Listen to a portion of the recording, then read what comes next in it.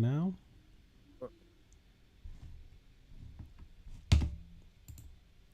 There we go. And are we live? I think we're live. I think we are live. We are live. Let's see how the chat reacts. Let's see how the chat reacts.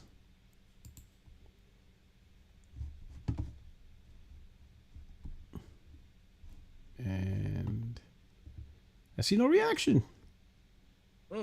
What's up? Hey, yo, what's up, chat? What's going on? Okay, yeah. For a minute, I was nervous. I was like, I had my little pillow, but I was a little nervous. I was like, oh snap. He says, oh, am I on time? Oh snap. Oh, hold on. I gotta stop the podcast and start all over. Oh snap. That is unlike me. Starting the show on time. Grand opening, grand closing. What's going on, everybody? Oh, what's up, man? Hey. Damn, it feels like we haven't done a podcast in a minute, but we did one last week. Just our normal crazy time. I guess it's just because just so much happened since the last podcast that, that I was like, man. And I know you got to wake up early in the morning, right? Oh yeah. I can stay for about an hour. We will. Okay. We could kick it through. We could kick it through as long as we're efficient. As long as we're efficient, and we do it. We're gonna be very efficient. Just like the PS5. We're not gonna be like the Xbox Series X, where we're still trying to find the 52 CUs. Yeah.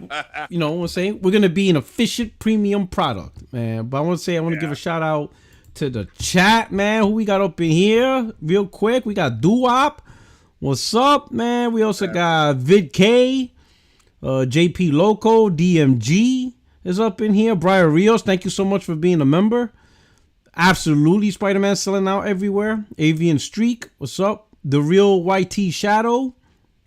What else we got here? We got George, what's going on? Henry Lau, what's up? The Ruham, that's right. Let's freaking go. Chris Jones, Jack Knife. We got Leech 1399. Spidey Silva, what's up? Outside Gaming Night. Robert Morrison. Like, oh, Robert, welcome aboard. Thank you for stopping by. Appreciate it. Danny Stab is up in here. Who else we got here? We got Sam C. Going through. Man, everybody's enjoying the convo. Even without the podcast going live. Sam C. It said. Who else? Corey Massey. How are you doing? The Claymores, Nubulax, T. Beckett, Diablo Dark Matter, Brizzle. He appreciates we started at 7:30 sharp. Don't get used to that. I think that was a one-off. Lord Horde, 999, Sam Walton. What's going on, man? How you liking the baseball playoffs? And you know what? Now that I think about it, I don't think J-Dub's gonna show up because he knows I'm gonna talk some shit. He's a Houston fan. Oh, he hurting. Yeah. Oh, they gave up the booty. They gave up the booty last. Oh yeah, they got decimated. I don't think. Hey guys, I don't think even Spider-Man could get J-Dub on the podcast. I think he hurting, man. That ass whooping was glorious, but he in pain. So. Man. We got Sergeant 12 up here. Thank you so much. SNK Forever. The Truth. What's going on, my brother? Who else we got? We got Christian up here. That's me, C. What's up? Who we got? Charles Hawk. AC. Flagaron. What's up? BMO. La Falao. Lewis. Hatsuma. What's up? Oh, man. Y'all can try to hit up J-Dub in the DM. Try to get him here, but I don't think he's going to make it. Yeah, he's trying to recover. Sleepy Lights, thank you so much. Bueno Pacheco, what's going on? Philip Sin is up in here for smoking. What? Jackknife is up in here. Mike Santos, Weezer57. Who else we got? Sincere the Genius. You a rapper? That sounds like a rapper name. Salute. Like a producer. Sounds like a producer. Yeah. Oh yeah, it's true. Sincere the Genius. We got John Wick. Freddy 214, that guy, boycott activity. Who else? We got True Virgil, Jim D. The Brain is up in here. There we go. Oh, snap! Sam Walton, you a Strolls fan too? Truth Serum is up in here, man. We got everybody up in here. We got already 148 viewers showing it up. You know what I'm saying? You know what I'm saying? Get the likes up there and get us to at least 100 Listen, likes. listen. So this is the story of my life. So we got 56 likes, but we already got 92 votes on the poll. It's just they come here for the polls. That's it. It's all. Hey, listen. If that's why you guys want, then that's it. Who am I to go against the community, right? They love them polls. You know what I'm saying? Yeah. I was hoping that on the way to the poll, you could, swing by and hit the like button, but that's all right, though. Yeah. Enjoy the poll. And then, after a while, we'll put up a new poll. We'll see how it goes, Everybody says, hey, listen, you like what you like. You know what I'm saying? You like what you like. But, hey, Craig, what's going on, my brother? How's everything with you? Oh, man. Just, how the week is. Tomorrow's hump day. So, all right. Getting it, trying to, finish the week out strong.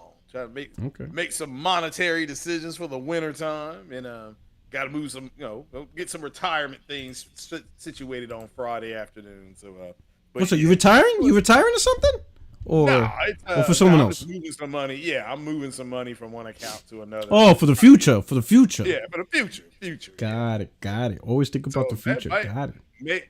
May buy the slim PlayStation. I'm still debating. I like the way it looks. So, and about to clean mine out. So, yeah, so mine is getting I played it for about an hour and a half today, and it feels way too hot. I'm like, I gotta clean you out. So that heat sink getting too hot. So so yeah, that's my weekend. I gotta get my tools, like the Xbox. I gotta get my tools. I took the panels off the other day and cleaned around the fan, but that fan is those locking screws on. I'm like, man, you gee whiz, who puts screws like this in? I mean, this is ridiculous how small they are. But nah, man, I'm doing well. Family's doing well. I appreciate you asking. So. Okay, all right. Okay, appreciate it, man. We're going down. Hey, so far, hopefully, maybe Extremes behind both Steve like that. Hey, but the show's got to go on. You know what I'm saying? We got to keep it moving. We got to keep the tempo. We got to keep it shift efficient. But, we'll see what we can do, right? But we're going to start off with, hats off to Insomniac Games, as you can see. Yeah. 2.5 million sales right here in 24 hours. Absolutely phenomenal. New record, you know what I'm saying? Well deserved. The game is absolutely fantastic. There'll be no spoilers. We're not going to talk in detail. Correct. But for the most part, the game has been fantastic. We could talk about like the technologies and I know, Craig, I seen you say it on Twitter. 4K 60 on, unlock frame rates, VRR. It's just an absolute achievement. Yeah. The fact that the stuff that's been disclosed about the game, I think that's kind of what you're saying. The stuff we could talk about, the stuff that we've already seen with whatever when they did the deep dive and stuff like that. I haven't gotten that far, maybe 5.5 hours in, but just like I said to people, I saw it running a week and a half ago at Best Buy on the Sony 90 AK, the Bravia, one of their higher end Bravias, and I was like, holy God, is that game really looks like that? And like I said, the first thing that I didn't spoil anything. The first thing I said people were going to notice are the graphics. It's like right off the bat, you notice an immediate graphics jump with that game. So it looks fantastic. Absolutely incredible. Like I'm just and also being from New York, right? Yeah. Just flying through, looking at Coney Island, some of the monuments, Central Park. I'm just enjoying. Like this is one of the few games where, like, I have a big thing about traveling, right? I don't really like games where you have to travel too much because I think it's boring gameplay. I think excessive traveling is put in just to extend the life cycle of the game when really you're not really gaming. But with this game, just swinging through the city, going in and out of your wing thing to glide, back to swinging, and then just seeing so many of the parts. Like I'll be honest, playing this game made me homesick. It just made me miss New York and just being there. It's incredible, man. Yeah, that's what GTA 5 did for me. Who's this? Oh, Ramon, what's up? What's going on, my brother? Yeah, GTA 4. Not a whole lot, man. Not a whole lot. Oh man, glad you could make it, man. I know you got to talk your stuff, man. It's the chef's kiss to this game, bro.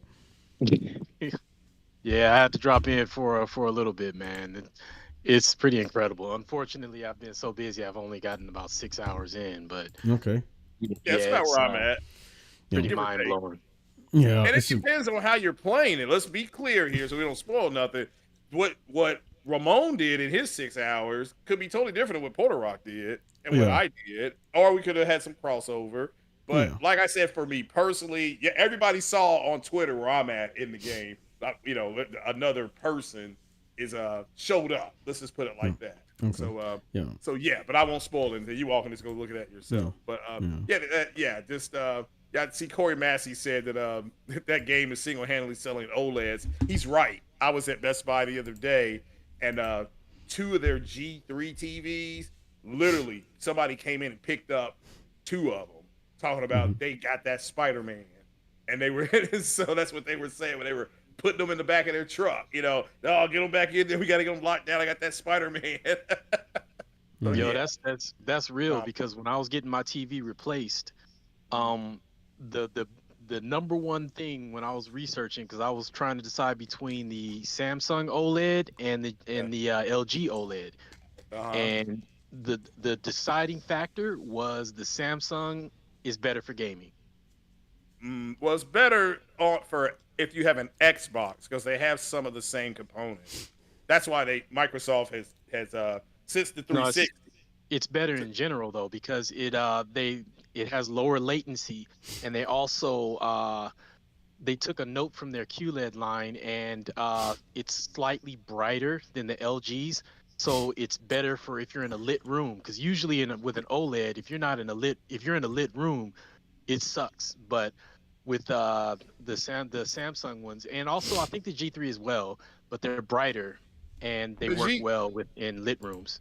Yeah, the G3 is the brightest LG OLED. The Samsungs are. This is just for me personally. Let me make this clear. And I'm a Samsung fanboy, but to me they're too bright, even at their standard level. And then when you go to put it in dynamic, you can land an airplane on your house. That's how bright they are. But yeah, Samsung is all they do have this where people looking for TVs. Samsung has some of the same component cables as the Xbox, so Xbox has teamed with them. That's why you can get Game Pass on the new Samsung TVs. But I was told if you have a Sony system, get the Sony Bravia. If you have an Xbox, either the LG kind of is right in the middle of it, but the Samsung could be a little better. But all of them are. I think you would agree with me that all of those newer TVs are spectacular on what you're gonna get. So my Xbox is a 4070. Okay.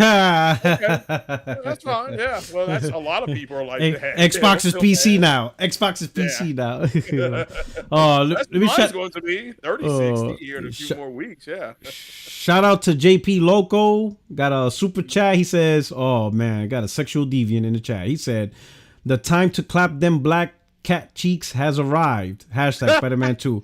We got none but sexual deviants as members up here. Shout out to JP Loco. And then of course the brain, thank you, man. Member for 16 months. Thank you for rocking out with 60 Friends Don't Like Family for so long. He says, "No, we like machine learning." Yo.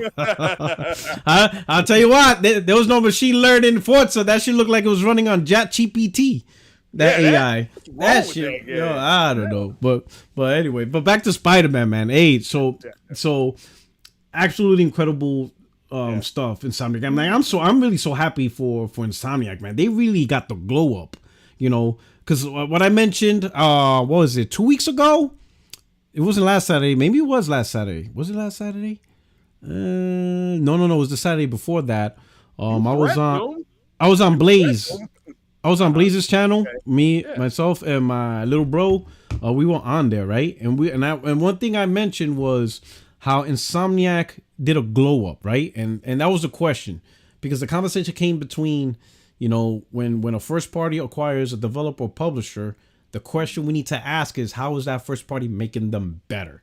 Because the first thing people think about, oh, now we're going to get this game, or they acquired this game. Cool, we got that. But the big question is, you're taking someone who went from third party, now you're making them first party. They should be better than they were as a third party, right? Because they have advantages now. They have direct access to console like never before. They'll probably be part of the team designing technologies to get the best games, all that stuff. How do they get better? So Insomniac, before the acquisition by Sony, before Spider-Man, they were a good dev. They made Ratchet and Clank. Yeah. They made Resistance Fallen Man. They had some multi-class Fuse. Wasn't generally received well, but it was okay. I think that was one multi-plat that they made. They made Sunset Overdrive exclusive for Xbox, which was received pretty well. So they generally was just a generally good dev. Everybody looked at Insomniac like, hey, that's just a generally good dev. They generally make good games. But at no point would they ever looked at as one of the top devs. And definitely, they would never looked at as the type of developer that will push technology and graphics and performance. They weren't that dev. They were just generally a good dev that people trusted to make good games. They fall under Sony. Yeah. And now they fall under Sony. Now, people arguing they're one of the top devs this gen. One of the top devs is PlayStation. And when you look at the technologies PlayStation can push, they're literally the ones at the forefront showing what you can do with the PlayStation, with the technologies, the graphics, the options, and all that stuff, right?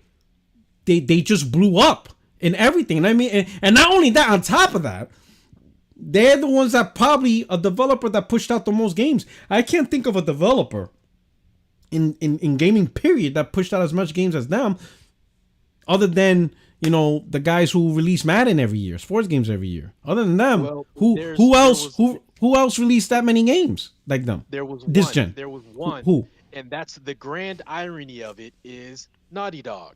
Naughty Dog pumped out 4 games in one generation. Yeah. And that's but I'm talking this gen. I'm talking this gen though. This gen. There's nobody. Nobody at this point. You know, they released Miles Morales, then they released Rift Apart, right? And now they released Spider-Man 2 while remastering Spider-Man, and they have announced Wolverine. And supposedly, rumor, they're also working on a single player with a multiplayer game. Like, bro, like, this is crazy. You understand what I'm saying? So, yo, these guys, they're making a killing and stuff like that. I wish them well and stuff, you know. With the success of Spider-Man, we know Wolverine's coming, right? I made a comment, but I'm not going to say specifically what the comment because it might be a spoilerish or whatever. But I mentioned, you know what? Anyway, I mentioned that a specific Marvel game would be amazing. And people now got into, no Daredevil, no this. And some people say, oh man, please don't make Insomniac the Marvel Studios now. So this is my question. Not so much what Marvel game you would like them to make. That's not the question I'm asking. I'm simply asking, should Insomniac make more Marvel games, or should Wolverine and Spider-Man be enough and they need to go back to making new IPs, or, you know, like stay away from Marvel. Wolverine and Spider-Man's enough. Now, I'm not asking for you guys to advocate for a specific game. I'm just talking about the whole philosophy of whether or not Insomniac should take on more Marvel games. Just that philosophy. We'll start with Craig. What do you think about that?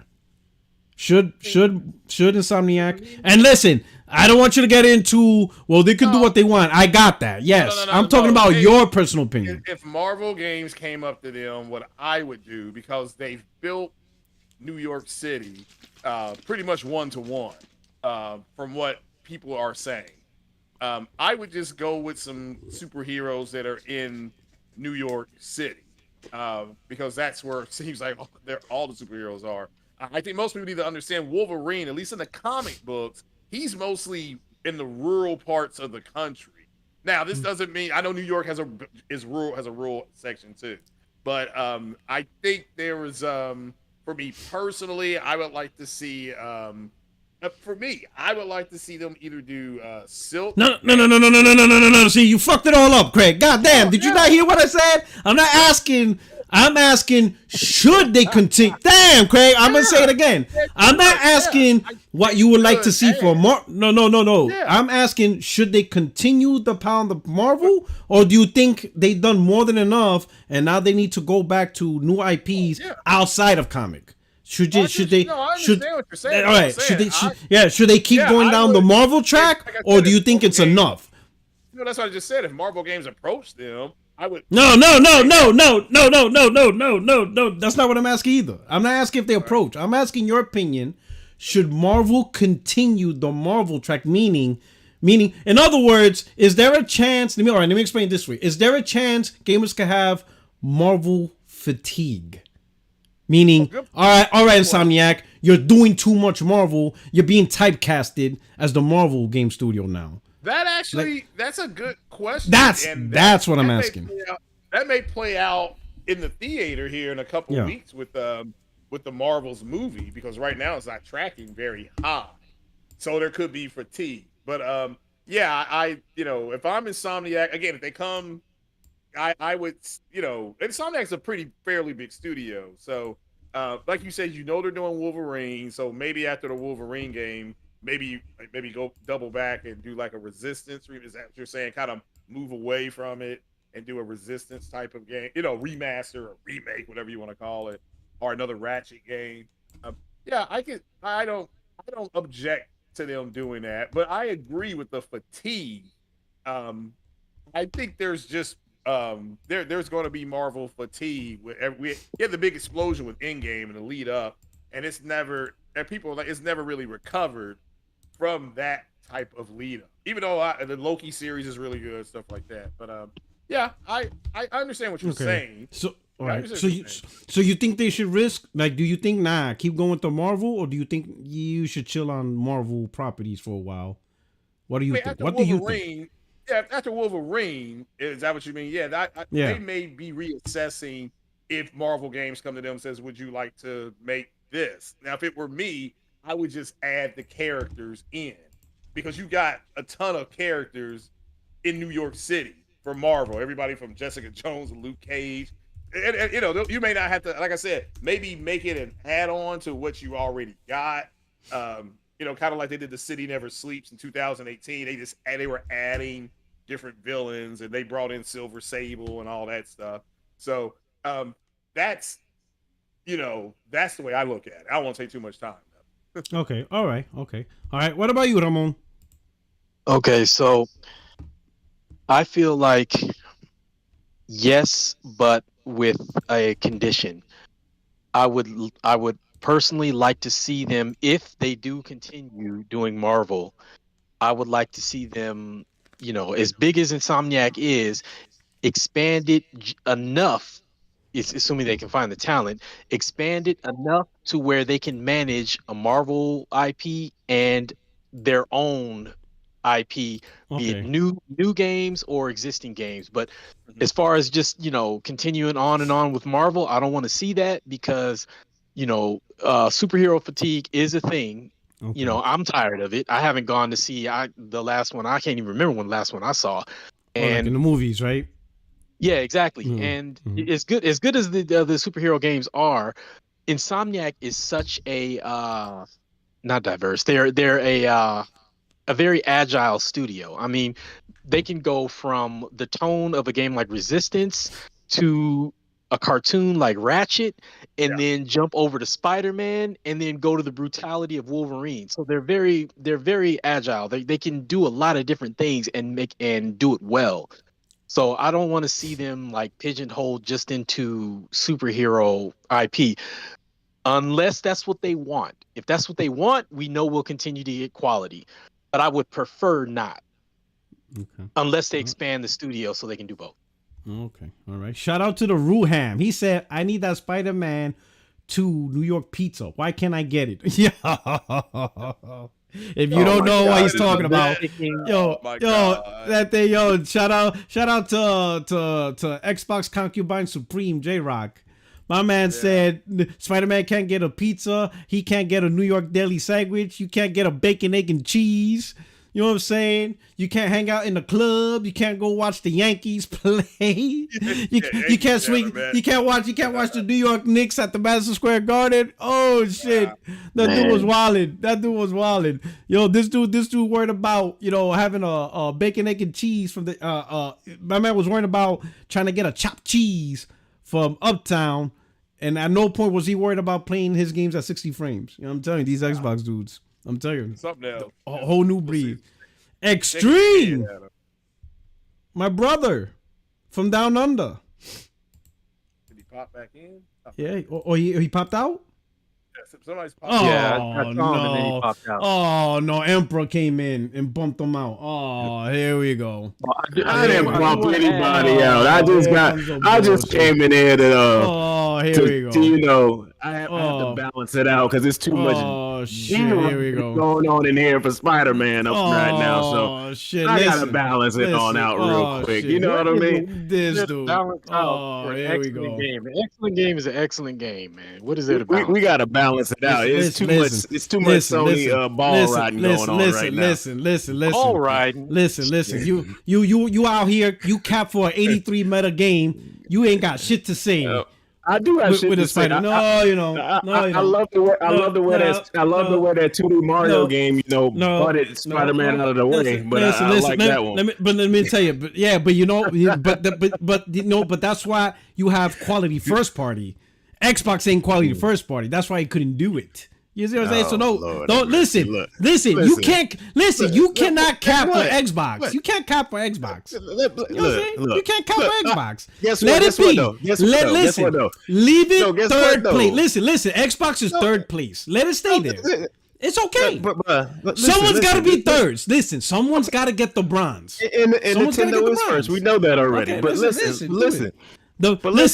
It is the de facto best handheld. Period. The de facto best handheld. We're not gonna get into that. It's the best about Spider-Man today. We're not gonna get into that. You damn right. 2.5 million.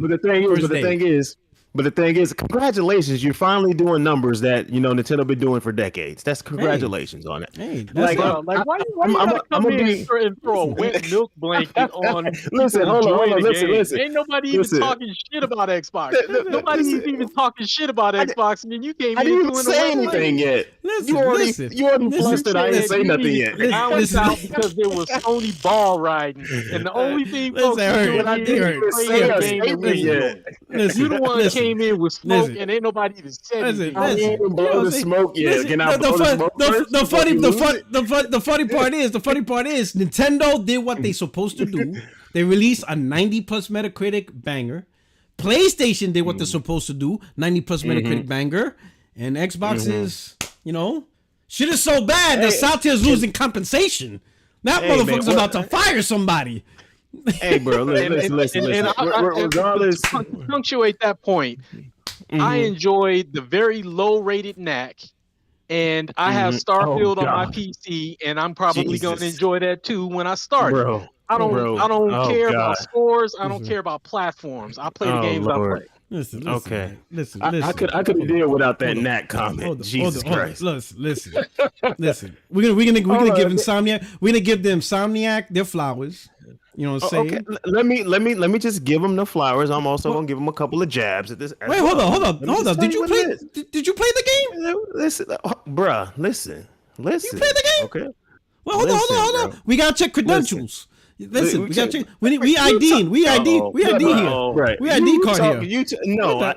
We check it. Oh hell no! You already know that.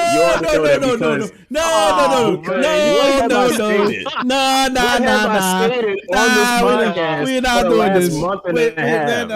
What have I stated on the last podcast for the last month and a half? We're not doing this. You better get that slim. You better get that PS5 Slim. I was not buying this game. You better get that PS5 Slim. Months ago. Get that PS5 Slim, dog. Get that PS. You can't. What did I tell you I needed to see to get that PS5? What did I tell you I needed to see? Hey, we're not serving alcohol. I said I needed to see. Hey, we're not serving alcohol to minors. Sorry. Exactly. That's why you're doing what I said. I told you what I needed to see to get that PS5, and I still ain't seen it. Sorry.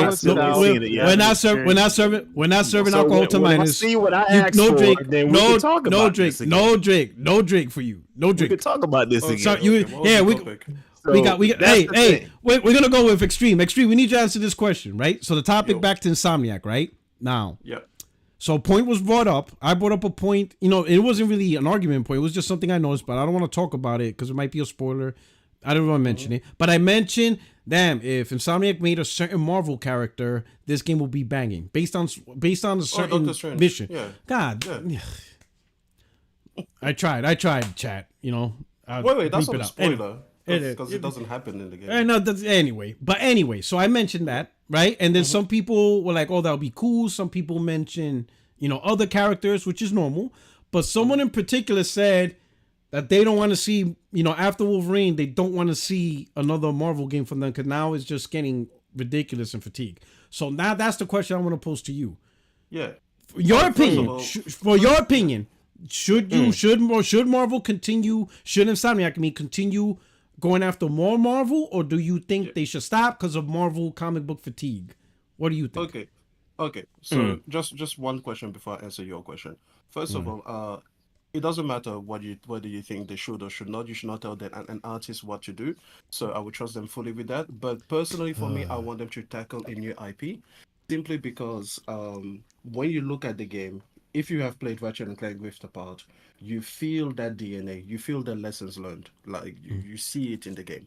So if you tackle a new IP in a brand new category, then even if they were to come back to making a superhero type game, they will have lessons learned from that will be implemented in that game design. So that's a good thing about Insomniac, is that you feel the DNA of each game building, the lessons learned. Like it's almost like you can see it in real time playing through the games.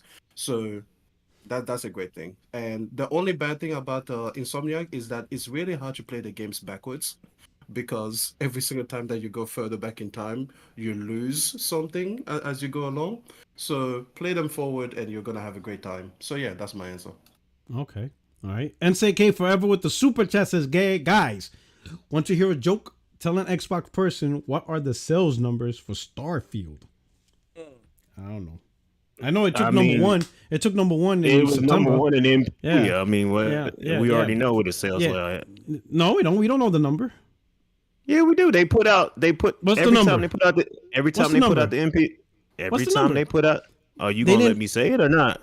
Go ahead. Okay. Every time they put out the MPD, they put out the year to date.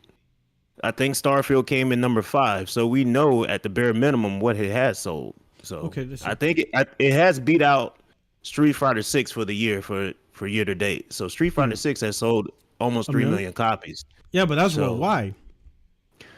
Is that worldwide or just US? No, 3 million copies worldwide. Okay, so so it's less. I think it's. No, 3 million copies. No, 3 million. No, Capcom announced 3 million. Well, first of all, that was in June, so ain't no telling where it's at now. So it's just. But it's number 5 and number 6 for the year, so you can't say the sales are bad. Okay. No one's saying no one's saying the sales is bad. We just don't know the number. That's all we're saying. We just don't know the number. That's all we said. We don't know the number. We can safely say it's over 2 million. We can safely say that. Well, yeah. Pathetic. Yeah. Oh no, nah. But anyways, I mean, let me ask you this. Data. I don't know what else we. I mean, there's no good. Yeah, let me ask you this. So I'll fuck it. I'll just ask Baron. Even though you didn't play the game. Number 1. I mean, I don't know how you can call that pathetic. I mean, you can't get. No, it's good. Number 1's good, especially with Game Pass. Especially considering Game Pass. That's a hell of an accomplishment. I'm being honest with you with the Game Pass thing. So let me ask you this. So do you think? So with Insomniac, and we're going to take your answer with a grain of salt because you haven't played Spider-Man 2. But with, and you don't even have a PS5. But anyway, with your answer with a grain of salt, do you think, now we're not talking about being forced or any of that stuff. Just do you think Insomniac I understand the question. All right, so go ahead. What's your answer? I don't like everybody else's answer. I think Extreme answer was pretty good. Everybody else's answer is like, nah. I think they need to move on. I think they're going to come too comfortable. Like, it's 3 Spider-Mans in a row. So it's like, of course they did the Ratchet and Clank game as well. So it's like they're already in a groove with that franchise. So I expect it to get better. But you don't want them to become complacent. I think there is a superhero fatigue thing. I think every genre gets fatigue after a while. I think the superhero thing is going to get fatigued very quickly. I think they need to move on to something else. I don't think they need to go back to anything they did in the past. Let Resistance stay where it's at. Don't need to come back. Let's not do any more Infamous. Let's leave that alone. Well, that's not theirs. Yeah, that's Sucker Punch. You didn't like other answers. You literally said almost everything I said. Sucker Punch. Sucker Punch did Infamous. Sucker Punch did that. My bad. So it's like let's not go back. Let's do something different. I don't know what that is, but obviously the Wolverine game's coming, but I don't know what I don't think I think it won't be good if they stay just doing Marvel superheroes. I don't think that'll end up good for them. So I think they need to do something else.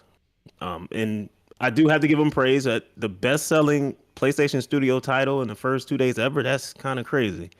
I didn't. First day. I mean, First day or first 2 days? Well, I first mean, day. Fastest selling period. So that's all that matters. Is that first nobody 24 else hours. is able to do that. We haven't Nobody seen else been able something. to do that. We haven't seen an exclusive for one console do that since Halo 2. I mean, Halo 2 or Halo 3. Probably Halo 2. So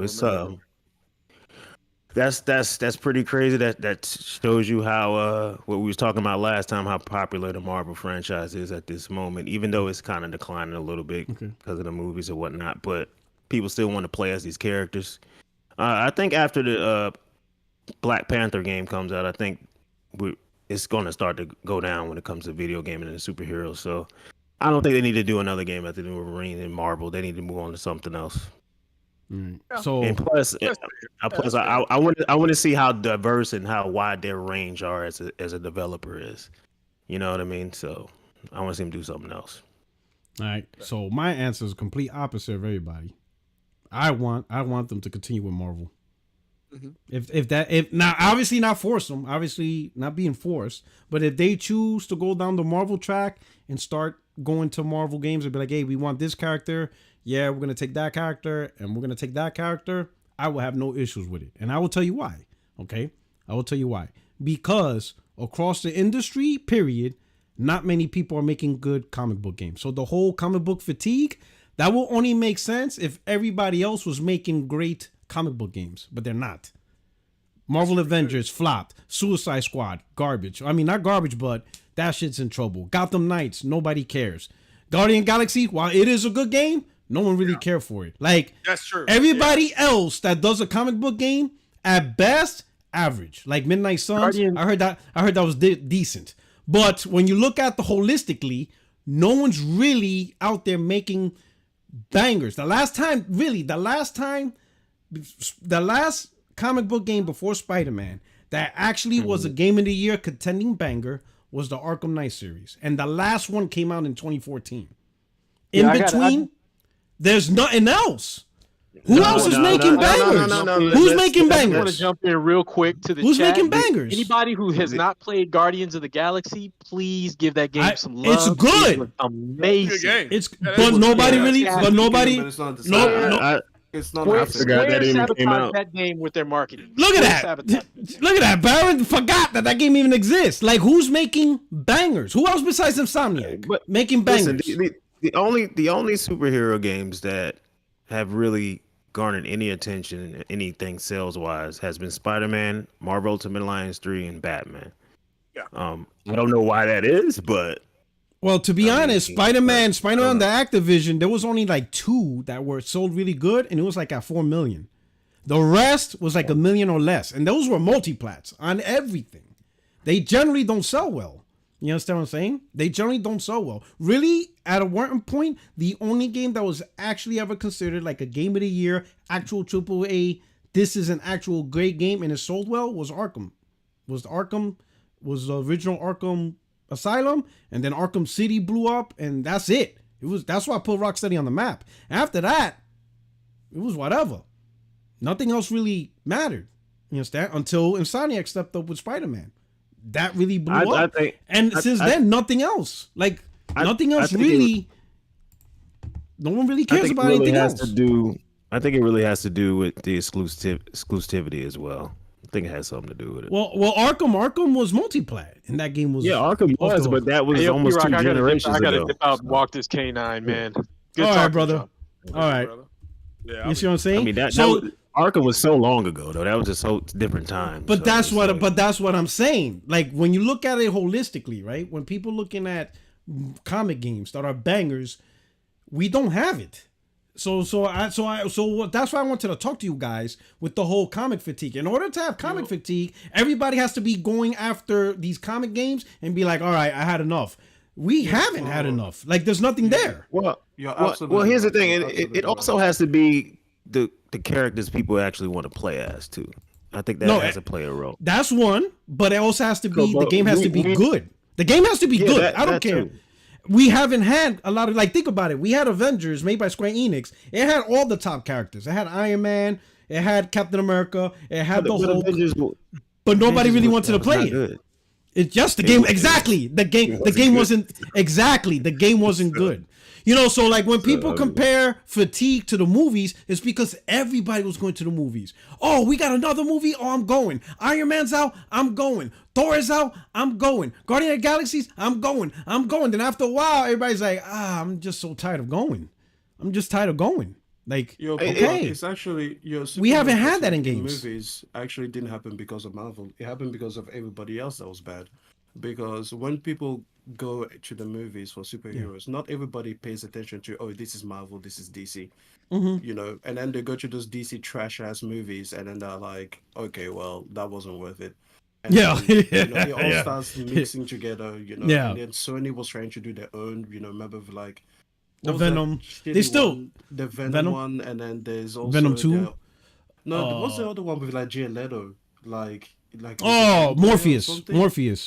Oh my god, that was trash. It's not. It didn't end. They're still going. Like the next one's Craven. You seen the trailer? I haven't seen the trailer. Craven. Look at a Craven movie. Like people didn't get served quality time after time because there was a while when Marvel was pretty much the only one doing it, and that was like the golden moment, and everybody was in on it. And then people started throwing their hat in the ring, and it's a DC got battle royales, you know, in video games. When it was just PUBG and Fortnite, everybody was in for it. Then it became, you know, EA won something, Ubisoft won something, Sony is looking for something, and then we got caught in a period about like 2 or 3 years ago where there was a battle royale coming up like every 2 or 3 months, and they were just dying on the vine. So you're absolutely right. When I said my point earlier, I think it would be best for the studio to make a new IP and to not have the constraints that come with a Marvel IP, because there's so many times that people want, like, they want the story to be darker, or they want this event to not be so like telegraphed, because I'm like, you've read the comics, you know where this is coming from. You know, that's such a stupid complaint, because it would be like reading a book, then watching the film based on that book, and then be like, there were no plot twists that I couldn't see coming. It's like, because you read the source material, you know. But now, what if we could have Insomniac make again a brand new IP that belongs exclusively to them, which is what they used to do, and they don't have those constraints anymore, and they can apply all of their lessons learned. So I don't think that there's any superior fatigues in games at the moment, because like you said, we don't have a lot. We just don't have enough players competing at that level. And while Marvel's Guardians of the Galaxy was surprisingly good and it was great, it was nowhere near this, like nowhere near. So we can just like, we could tolerate a lot more, and we could have a lot more people coming to it. It could also be a situation where maybe this is where they're at their best. That can also be a situation. Even though I think they need to move on. I don't like this, because the thing is, Insomniac has never missed. Like, you know how they're like, oh, Arcane has never missed? No, but Insomniac has never missed. So, they are not complacent. Because guess what? Before Spider-Man 2 came out, and before people saw what this thing did, they were like, yeah, Spider-Man 2 is just going to be another by-the-number sequel. And there is nothing about this game that is by the numbers. So there is no reason for you to be sitting here saying that, oh, maybe this is where they're like, no. Well, look at it this way, right? I don't know how to dismiss them being like, this could be their thing. Like, you know, this could be their bread and butter. This could be their thing. Before. Like, yeah, they have. It's not like but they've been doing this for doesn't mean that if you try something else that you excel better at, that don't become your thing. You know what I mean? Like, I like. No, but this is just when you look at Guerrilla Games and how fear-mongering. You have nothing. That's not fear-mongering. I'm just saying, like, oh, this is that fear-mongering. That is what fear-mongering is. You have no facts, no. and then you wonder. No, so all right. So let me present this information, right? Let me present this information. Generally, their games with Lift Apart, even Resistance, 2, 3. I think 3 is their highest selling games, 3 million, right? Then they go to Spider-Man and they blow up to 10 million, 15 million. Even I think the Spider-Man first was 20 million. Then they release Rift Apart. The game sale goes back down to 2 million. Yep. You see what I'm saying? I mean, that just has to do with the popularity of the IP. But I know, no, but what I'm saying is this, right? So they make a new IP, right? Let's say they make a new IP, all this great stuff, and it sells like 3 million, 4 million, right? Or they could have made, let's say, a Black Panther, and let's say that's another 10, 12 million banger, which is actually better for the studio. Yeah. At that point. No, You see what I'm saying? I will say this, like, again, I am perfectly happy trusting the artists to do what they believe Oh, is yeah. best. And obviously Sony is going to come in and be like, hey guys, listen, there's certain business realities towards like whichever path you're going to take. But I just think that from a gaming standpoint, I would like them to see them unshackled, and being able to do things that are not in that universe. In terms of taking popular IP, I mean, they should make a Star Wars game. They should be trusted with that because they could have force powers that are super interesting, and obviously planet hopping. I really wanted a good sci-fi game. Like, I really want a game where you explore multiple planets, where you have a ship, where you can fly that ship, and then where you can have interdimensional travel back and forth. If only anyone could make a game that even touches that. But I need it to be good. So we just haven't had that since Mass Effect. So I need a Mass Effect game, and I wanted Naughty Dog or Santa Monica to make it. Now I would also like Insomniac to make a sci-fi game. Well, from what I hear, Santa Monica's Cory Barlog, supposedly his game is a space sci-fi game. I just don't know what style. I want Mass Effect again. I want Mass Effect and Dragon Age. Okay. Like, I want those back. Yeah. But I don't trust. We're going to get more information on Mass Effect in a couple of weeks. With here we go. This guy. No, we are. In November 7th is N7 Day. They'll have announcements in on Mass Effect. All right. So. Shout out to JP Loco. He says, if Starfield so well, why are they so hesitant to give those numbers? You know damn well if it's so well, MS will absolutely brag about it. All right. I mean, they did. I don't comment on it. Yeah. They didn't give out the numbers in so long to anything. I don't think Xbox will ever give out numbers, because then that sets a bad precedent. Because if they do it for one game, then everybody's going to expect it for other games, and they're just not going to get in that. You know what I'm saying? They're just going to avoid it altogether. I mean, you at this point, it's kind of stupid to make that comment. It was number one in NPD. There's nothing else to discuss. Yeah, so there's nothing to discuss. Like, there's plenty to discuss. It's like, come on. It's like, this is a game that was supposed to sell 10 million on PlayStation. So no, we actually have to see. It was sold. Yeah, that was their projection. They were supposed to sell 10 million copies on PlayStation. That was Bethesda's projection. Exactly. I don't know about that projection. That's a nutty projection, especially coming off Fallout 76. No. This is Bethesda. Like, I always said that Starfield was going to be a massive commercial success, just because, they have the name Bethesda and they have the PC fan base that literally have nothing else to play. I mean, honestly. So it's like they get Cyberpunk like once every 10 years, and then they got Baldur's Gate 3 once every 10 years, and then they get a Bethesda game once every 10 years. Those are the only AAA games they play. Otherwise, it's like little CS:GO and like, what is it, Vampire Survivors. They like playing this puny little disgusting little games, and then it makes them feel good because they're like 180 frames per second, but once in a while they get a Bethesda game, so they were always going to show up for that. All right. Shout out to Domingo. He says, first time viewer here. Sometimes constraints can be freedom for studio. They have the blueprint, but they can add their own twist. Mm-hmm. It just, I mean, ultimately we call agree. It depends on what the studio wants. I was just wanted to see the fan base, like personal reaction, if a studio made a decision one way or another. JP Loco, people have superhero movie fatigue, not superhero game fatigue. So that's what I agree. Right now, there could be a superhero movie fatigue. As far as games, there's just not many people. Now, I know EA is doing what? Black Panther and Iron Man? Or is Black Panther Ubisoft? Black Panther and Iron Man, yeah. And so they got two. Are they doing Monolith, a standalone? Yeah, standalone. They're both standalone Black Panther and a standalone Iron Man. And then Amy Henny's doing a Black Panther and Captain America game, correct? Is that still on track? No, I think she's doing Star Wars. Isn't she doing Star Wars? No. Ubi's doing a Star Wars. Okay. But I thought Amy Henny was still doing a Captain America, like a young Captain America. Assassin's Creed 2? I don't know. I'm not sure. She's got the worst luck in the industry. And then also, and Monolith is doing Wonder Woman, which I haven't seen anything or heard anything in a while. That was like announced 2 years ago. Wonder Woman. I'm looking forward to that. I agree with both what Baron and Extreme are saying. That's what I've always said. The two things can be right at the same time. Baron's point about is this Insomniac's kind of magnus opus, and this is their thing. This is their stick. Could it be?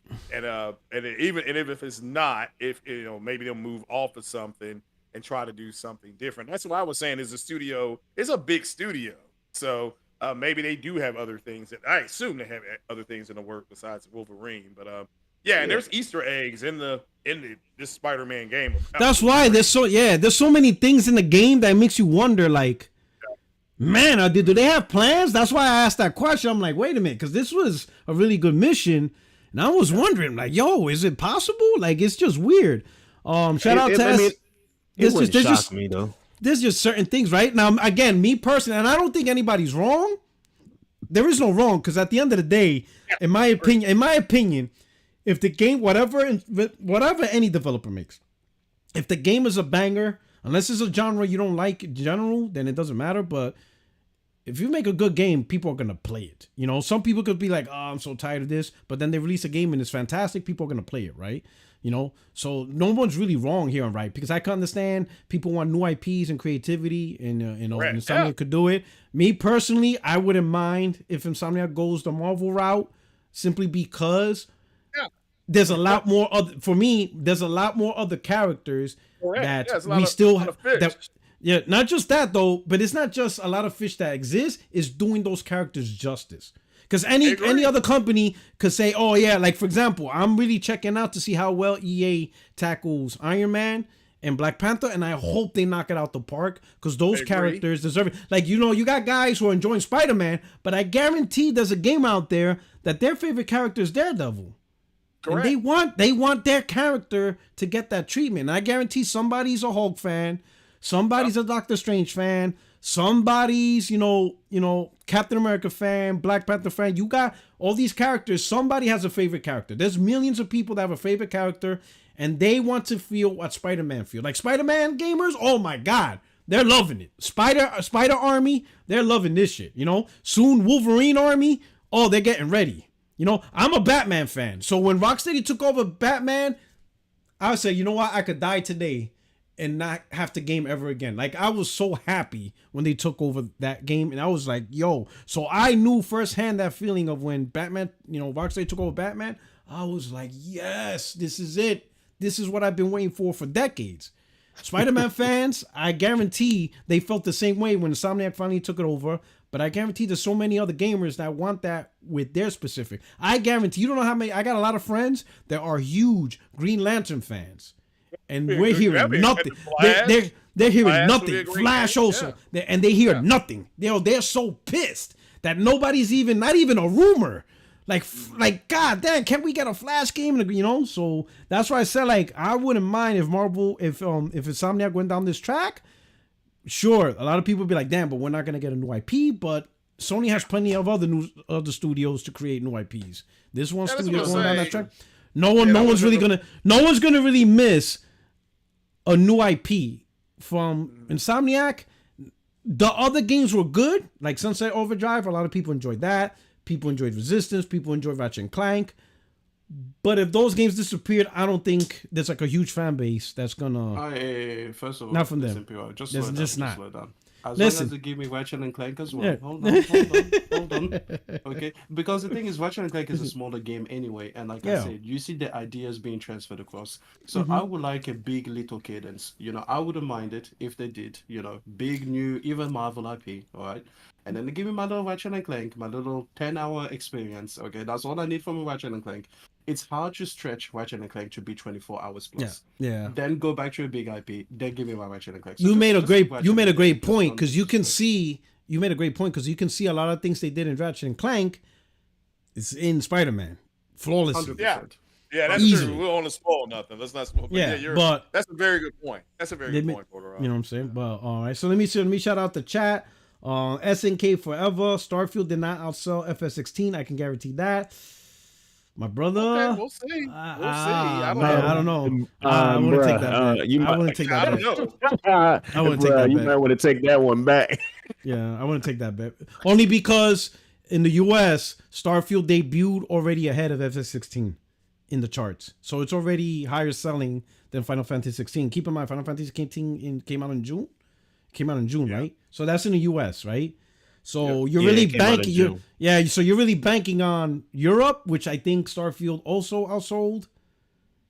And I don't think Japan is enough to make the delta difference to put FF16 over the top. Yeah, FF16. 16 is just from so. install base alone. Like, again, I mean, you also got PC too. On PC. Yeah, you got people PC are and playing a game on PC. Starfield's on PC and Xbox, whereas my understanding is Final Fantasy is only on PlayStation. It's only on PS5. It's only on Fantasy PS5. 16 would have outsold it in terms of copies sold, but because it's on PC, it was just never going. PC bought a lot, you know. Porter Rock's right. I mean, you guys are comparing apples to oranges. You know, if you're going to make a comparison, compare apples to apples. At least say this game is only on one platform. Spider-Man is only on one platform, and it may come to PC in 10 months. It may not go to PC for 2 years. Starfield is on 2 platforms. So this, I mean, it's successful. I don't know why people just can't let it go and go enjoy it. It's like people are mad. Thank you for saying that. They just can't let it go for some fucking reason. Yeah, let's go play it. I don't know why they keep saying, well, you know, it's this and it's that. Yeah, just fine, let it go. Play it. Yeah, You wanted Starfield to be trash. It wasn't trash. It sold well. Get over it. Yeah, the game's at, you know, the game so well and it did average. You know, just leave it be. Leave it be at that. It's not. You gonna eat that? You gonna eat that average word later on down? Why? Why? He means garbage. He means garbage. No, I say it's average. It's average.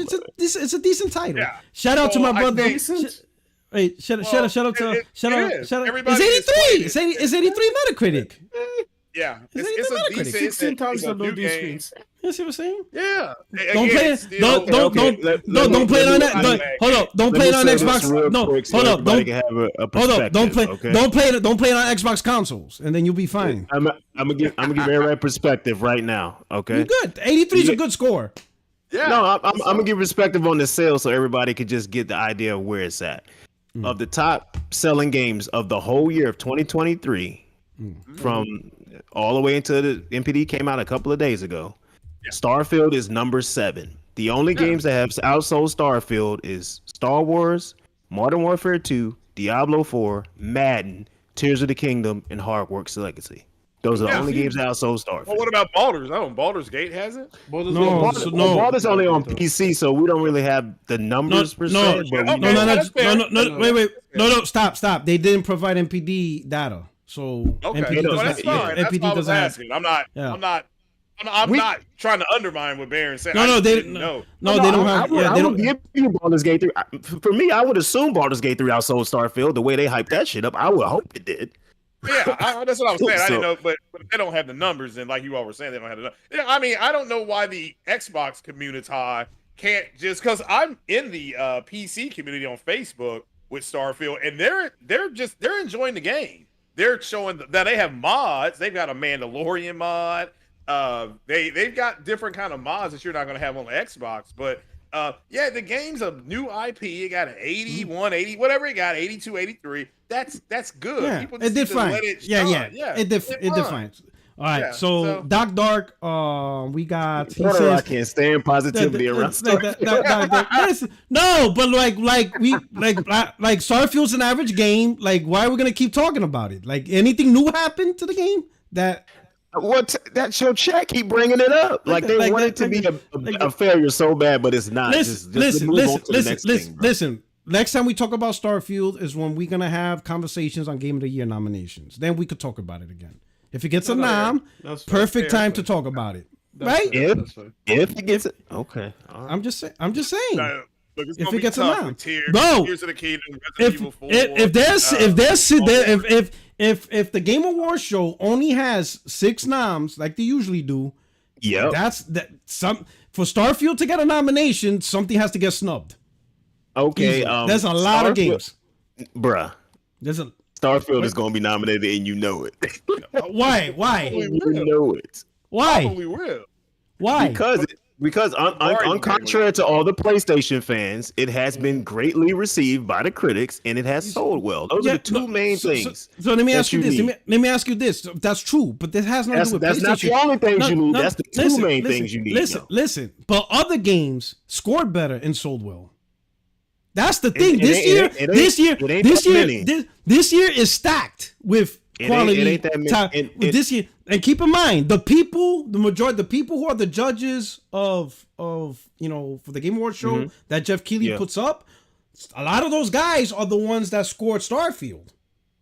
So if you got a whole bunch of judges that gave Starfield a 7 or 8, chances are they're not going to look at that game they're not going to give that game a nomination for Game of the Year. Hey, Porter Rock, you know what I got to say to that? What? That's how it is. Stranding. What's up? Death Stranding. That's all I got to say. Death Stranding is a great They got game. a couple more weeks, don't they? Death Stranding got nominated, and the scores were nowhere near everything else that came out there. So you can just throw that away, brother. Yeah, you got two Nintendo games. Starfield when it comes up again. Yeah, I mean, you got two Nintendo games. You have everybody keeps forgetting about Hogwarts. Like everybody's forgotten about that game. That game. Oh man, I love that game. It's still the best-selling game of the whole year. I absolutely love Hogwarts. I fucking love that game. That game's amazing. Hey, shout out. I think where people go ahead, man. Never mind. All right, let me do a super chat right here. Let me get because we got a couple. We gotta catch up. We got Dark. My little bro. He says, "Que bonita bandera, fix it." And they said they will. You know what I'm saying? Did you get the suit, bro? Because I ain't seen no pictures of you flying in the suit. You're disappointing me. I see no pictures on your Twitter repping the suit. Don't talk to me until you rep that suit. I'm gonna tell Dad on you that you ain't repping the suit. He's gonna whip your ass. JP Loco, #1 on Steam. Okay, so there should be no problem giving those numbers then. No, I think again. I think. I know what you're saying, but I don't think Microsoft's gonna give numbers. Period. Only because they probably don't want to send that expectation. Because if they're gonna give numbers to one game, then that means every game after, people are gonna be like, "Oh, what's the numbers to Forza? What's the number to Fable? And they know a lot of those. Redfall. Yeah, what's the numbers to Redfall? So I don't think they want to do that. No, they don't want. So they're gonna completely not even participate because they know it's a losing strategy. But you're half right. They will give the numbers if it was astronomical. If Starfield had come out and done like 10 million in a month, they would have given those numbers because it would have been so huge. Because even PlayStation does it. Even PlayStation gets away with it. When they have a huge number to put in front of you, they will. If they don't have a huge number, they just keep quiet. Like they don't feel any pressure. Okay. So if Microsoft could do the exact same thing. If they come up with the next Halo and the next Halo sells like 5 million copies in 24 hours, they are going to pull out that number. Like, especially if it's sold. So it has to be crazy. It has to be a crazy number. It has to be insane for them to put out the number so that you understand that it's only in that case. Because PlayStation does it as well. You know, if PlayStation is like, when they put out the last Ratchet and Clank, I don't think they came up with any sales numbers. They were like, yeah, it was a great game. Thank you. All right. So Dark Horse, he says Starfield's a banger, but people will dismiss the game quickly because it's not on their favorite platform. Well, given the sales, I think people are playing it. I think we are too ingrained. Like the one thing I would say this, Twitter is just a cesspool of shit talking, but it is not reflective of the greater whole. And what really opened my eyes to that was the PlayStation Showcase, which I thought was shit dog garbage. I thought it was garbage, right? I didn't like it. But if you go on TikTok, boy, they couldn't. You couldn't get that. There was so much praise on that Sony Showcase on that side of the house. And you know, TikTok's like the biggest social media platform in the world, and every gamer loved it over there. If you try to bash that show, Baron, if you go on TikTok, you're gonna get fucked up on that platform. Go ahead and talk your shit about PlayStation and see how fast. Listen, TikTok see how fast bro. They will dox you. They will find you. They will literally make videos. Oh yeah, this is Baron. His name is Clarence, and he has 2 great parents, and he went to this high school, and he went to this. They will mess you up there, and they get away with it. That is the only place you could get doxxed. You can get doxxed, and they get away with it. They dox you. They will show you. Is this where you work? Is this where you live? Is this your car? I'm like, yo, these dudes is wildin'. Like, yo, that place. But they love the showcase. I'm like, yo, it's two different worlds, right? So ultimately, right? So I think in general, people are loving Starfield. I think people generally enjoy Starfield for the most part. Sure, you're gonna have your fanboys and critics, but it's number one IMPD, and it's generally a well-received game and stuff like that. But I think Twitter is more like the darker. I think Twitter is like the darkest of all social media platforms. It's like it's just really dark. Just say what it really is, Porter Rock. Don't just say Twitter. Say PlayStation fans are the ones. No. It's garbage. That's what it is. No, because look at what the Xbox are doing with Spider-Man. They only doing that in retaliation to Starfield. No, stop it, bro. So you telling me you didn't see them do the same thing last gen to PlayStation games? Bro, come on. I'm asking you a question. Oh, let me ask you. They didn't do this. They didn't do this last gen. Stop. Answer the question. You telling me they didn't do this during PS4? Yes or no? I was wollywopping them during that time, though.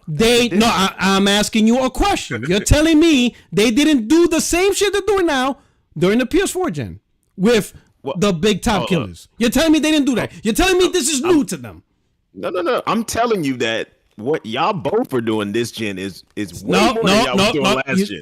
That's number one. Answer the question. You're telling me they didn't do this last gen in reaction to y'all. Yes, no, last gen PS4. Last gen, they were doing it in reaction to y'all. Yeah. No, reaction to what? They didn't even have games to make fun of. Exactly, bruh. Y'all, come on, bro. See, this is. Listen. Cycle from the beginning of the fucking announcement of the Xbox One. PC gamers went at them for that too. It wasn't us. Y'all was on ever since the reveal. No, every gamer went after that. I'm not saying y'all was wrong, but y'all was on their ass since the reveal. Even Nintendo gamers went after Xbox. That DRM shit, every gamer went after them. Nobody wants to hear DRM in gaming, period. No matter what platform. Nobody was feeling that. All I'm saying is that everybody was dragging Xbox for years. Stop making excuses. I understand why they are right now. No, understand. They're just fanboys, a fanatical, satanic fanboy group that praise Phil Spencer. What are Sony fans? Stop it. What are Sony fans then? Listen. These are the only dudes. They literally tweet Phil Spencer and check on him if he's okay. They break bread with him, bro.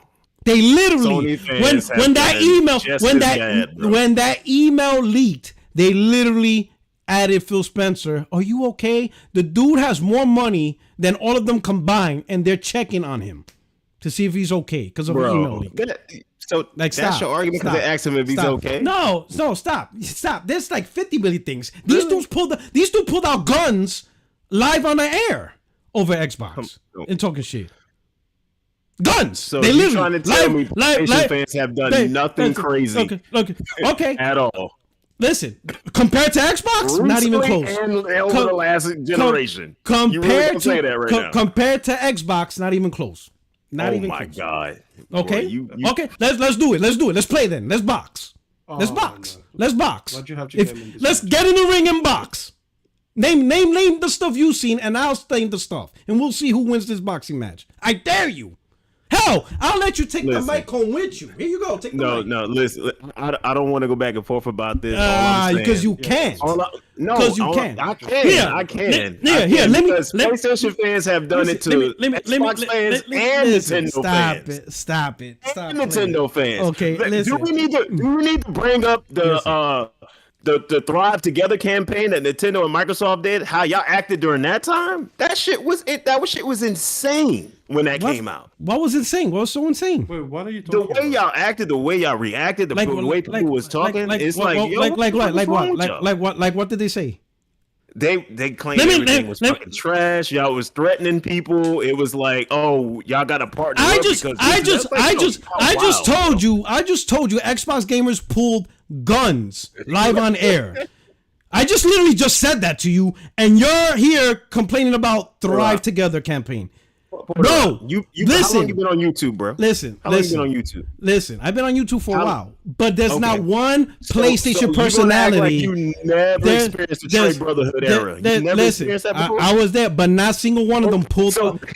Baron. So why are we having this conversation? Baron. Because those guys in the Trade Brotherhood era. I'm gonna say it slow. I'm gonna say it slow. I'm gonna say it real slow because I don't think you heard me. Are we serious? Okay. They pulled a gun live on air. Okay. Threatening. I'm gonna say this to you. End someone's life. And it wasn't just one Xbox gamers. 3 separate occasions. Three different Xbox gamers, for whatever reason, had an infatuation to take out a gun and say they will make someone deceased to exist. So by all means, you tell me what you've seen. We're gonna act like PlayStation fans didn't literally threaten the life of El Presidor because he turned out he was playing a game with them. Okay, We're gonna act like PlayStation fans didn't dress up in blackface to reply to me to piss on a copy of Legend of Zelda in the toilet. Like, yo, bro, y'all been wild for fucking ever, bro. For fucking ever. Stop playing with me. You've been there and you've seen this shit. So stop acting like both sides ain't crazy. Y'all crazy. No. I didn't say both sides ain't crazy. I'm saying Xbox is worse. They have done the most egregious. I'm sorry. I've never seen nobody on any fan base dress up in blackface and piss on a Legend of Zelda copy in the toilet. That's fucking wild. Actually, I got one for you. T Reaper. I'm even giving you a name. He literally pissed on the PlayStation and sent the video live to the execs. And the crazy part is I was podcasting with the dude. Me, Zaire, whatchamacallit, this dude from RDX, Def Dealer, what is his name? Dealer Gaming? We were on a podcast with this dude. And one day, live on the video, he's pissed on his PlayStation and tagged Sony execs, and everybody's tagging me like, who the I be hanging out with? I'm like, what y'all talking about? They show me the thing, and I'm like, hey, yo, what the fuck? And I'm looking at Z. Z's like, Dealer. He's like, yeah, I ain't coming on this podcast no more. He left. He said, I'm done. I don't know what the fuck's going on. I'm going to tell the chat this, and I'm going to let them come back next week and be the judge. All y'all need to do is type in Trade Brotherhood in YouTube, and you will see all the shit that we had to go through during that era of Sony fans. It's fucking insane. Okay, we had people literally showing their penises on YouTube. That's probably not even on there. And you know what I'm talking about, Porter Rock. They literally uploaded a YouTube video with his hard on next to a PlayStation. I'm not gonna hear shit about anybody else fan base. Bro. Listen. I really don't. Tell you. I'll give you another one, right? An Xbox YouTuber of 300,000 followers. 300K. Bigger than Dealer, bigger than Colt, bigger than any Xbox YouTuber you could think of other than maybe the IGN guys. 300 plus K. Homeboy out there on the live stream telling them black people should remain as slaves. That shit got so bad. That's what he did. That shit got so bad, Microsoft themselves told them to debrand the channel. The actual company went after him. The company. Listen. A $2 trillion company had to take time out of their day to check an Xbox fanboy. Yep, I like the silence. Next topic. That was bad. Listen, let's say this. Let's just listen. Yo, hey, hold on. Let me talk to my chat. Chat, you notice how everybody got quiet. Everybody's probably like, I'm not lying. That was Xbox Milgirl. Anybody thinks I'm lying? Xbox Milgirl did that. He did that. Listen.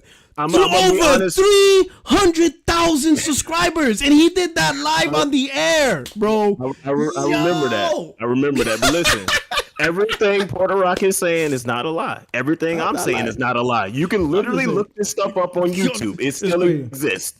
Anyway, now let me finish the chat right here. So let me get these super chats right here because everybody's hitting it up. All right. We got Dark Horse. Starfield is a banger. Yeah, we said that one. Jenna Hayes, Sony needs to get rights for other Marvel and DC. Well, DC makes their own game because they have Warner Brother Gaming Studios. So DC's probably out of the picture. They're going to do their own shit. But we'll see how DC Gaming is. They need to stop doing bullshit like Gotham Knights. And I'm not feeling that Suicide Squad. Like, I ain't trying to play as Captain Boomerang. So I'm not trying to play as Captain Boomerang. Like, who the hell cares about King Shark? The purple balls you were shooting, and I defended that game. I was like, yeah, this game could be fine. King Shark. And I see purple little butts. I'm just like, oh my god. We're done. We got Truck Netso. I apologize if I didn't pronounce your last name correctly. RE4 remake sold 5 million by July 23. MK was ahead of that. Then Starfield for the year to dates and sales. Starfield could have easily sold over 6 million. And yeah, including global potentially. JP Loco, he says, Hypocrite Baron tried to downplay God of War because no jump button. Funny how quickly he forgot losing that bet about God of War scoring 95. Drongo. Is God of War 95? Let's see. It's 94, I think. Oh, okay. I thought it was a 94. I don't know why people keep thinking it's a 95. They've spent like 4 fucking years now. Okay. They act like they can't count or something. They can't read. Here you go. We got Dark Horse. PS5 fans have sent D pics to Dez because of riot. Cause a riot. No, they didn't cause a riot. That was that one Twitch dude streamer. You know what I'm saying? He was giving a one PS5. In his giveaway. That dude. That dude has nothing to do with PlayStation. What's his name? I forgot his name. It's a Twitch streamer. Kai Sarant or some shit like that. A riot in NYC with K-bomb threats to Sony headquarters because Spooter Man was going to PC. Oh boy. Anyway, let me ask you this though. All right, so let's move on to the next topic. So we got Spider-Man breakout hits. We talked about that. Let's talk about the smearing campaign. Look at. Well, no, first let's do a little quick chit chat in between. So Media Molecule. PlayStation layers off hit Dreams developer Media Molecule, up to 20% staff reportedly lost. Studio confirms job losses. Dreams developer Media Molecule has now confirmed the layoffs, as Stadio reported earlier. Media Molecule has made significant strategic changes during the past year, including shifting from our focus from Dreams to our new project, reads a statement posted to X formerly. We have had to make the difficult decision to begin the consultation process for team members with certain departments of the studio. This is a tough moment for the individuals impacted in the studio overall. Every single role that has been put at risk is delivered by someone who has contributed something special to Media Molecule. We will make sure those impacted receive the best support we can provide during this process. We will continue to support the Dreams community for its foreseeable future and will update our future plans at a later date. So let me make this comment. And I will say this is probably one of the biggest mistakes I think, just gamers or PlayStation gamers or PlayStation, gamers in general, that they try to give more props to these passion projects without realizing the impact. Like, did this game really do what it's supposed to do? People could praise it like the Dreams. I seen a lot of people, not even a lot of people, I seen a lot of content. Look what I made in Dreams. Look what I made in Dreams. But in my mind, I'm thinking, but are people actually playing this stuff? Because if you're not playing this stuff, if people ain't going out their way to go and play this stuff, it doesn't matter. And you could argue, oh, look at the creativity. Creativity doesn't pay the rent. Yeah. Are you making games people want to play? Like, I get the whole passion project, but you gotta it's passion projects has to translate games people want to play. If it doesn't translate into games people want to play, you get this. So now I'm gonna leave the rest up to you. Extreme, go ahead. It sounds like you got something to say. Yo, listen, Dreams has been one of the biggest mishandled projects that PlayStation has put out in the last 10 years. First of all, it should have come out at least on PlayStation Plus, if not completely free. It should have launched on PC as soon as possible. Like, maybe not day one, but within a year, it should have been on PC, because those are the people that are going to really take the code that you put out there and really put it through its paces. That was also strange. I agree. PlayStation's already putting their games on PC anyway. I don't know how they didn't put this one on. It's literally more for that audience. They got the keyboard, mouse. They'll mod the shit out of it. Who knows what they would have done with this game? And you could even use it as a training tool, to help, new schools and education partners. This should not have been targeted at the general PlayStation base. It should have been targeted at PC, especially. It should have been targeted at schools and other governments to be like, hey, listen, why don't you teach your kids how to make games, build games in this engine? Here it is. The tools are super user friendly. They can even do it from the PlayStation, and they should have gone now for those partnerships there.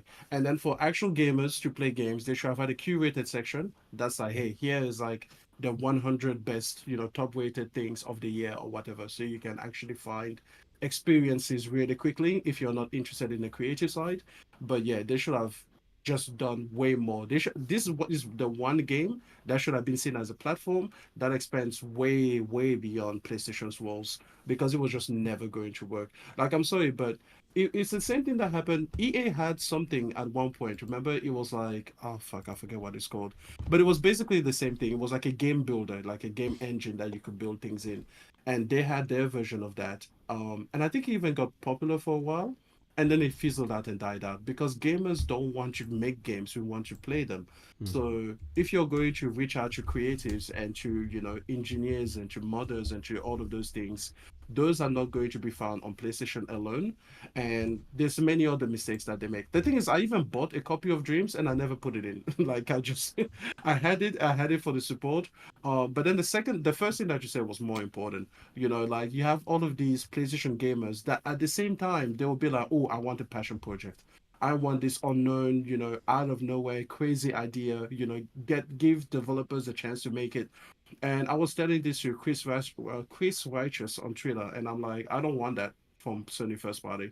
I want the new AAA banger, blockbuster movie type. Don't give me bangers. Don't give me Gravity Rush. Don't give me like all of these little bitty experiences. No, from first party, I want the big games. And then from partners and other people, yes, you guys can partner with Kena, you can partner with, Japanese studios to give those other quirky experiences. And I think that's just the truth of it. Like, it sounds bad to some people, like, oh, you only want big games from Sony. It's like, yeah, I only do. Like, give me Spider-Man and God of War and Horizon and games on that scale exclusively from first party. And then partner with other people for the smaller, quirky, a little bit more off the wall ideas. And yeah, that's how it should be. Okay. Yeah. Like, that's another reason I never played Dreams, because I'm not interested in spending time building stuff. Like you said, I personally just want a game. That's what they advertised the most. They didn't even really advertise a lot of like the actual things you could play, like from them. So it was hard to buy into it. And now they just made it available on PlayStation Plus, I think recently, and I'm like, why? It's been too many years later. They still haven't made it available on PC. They're ending, development for it and support for it, and I'm just like, yeah, well, it is what it is. But yeah, they mishandled that badly. All right. JP Loco, he's still going after you, Baron. He said it was a 95, then dropped to 94, but it was still a 95. Like you, Baron, said it wouldn't hit at all. Thus, you lost the bet, Laren. Oh, shit. No, I mean, you can't have two Metacritic scores. You can only have one. At all.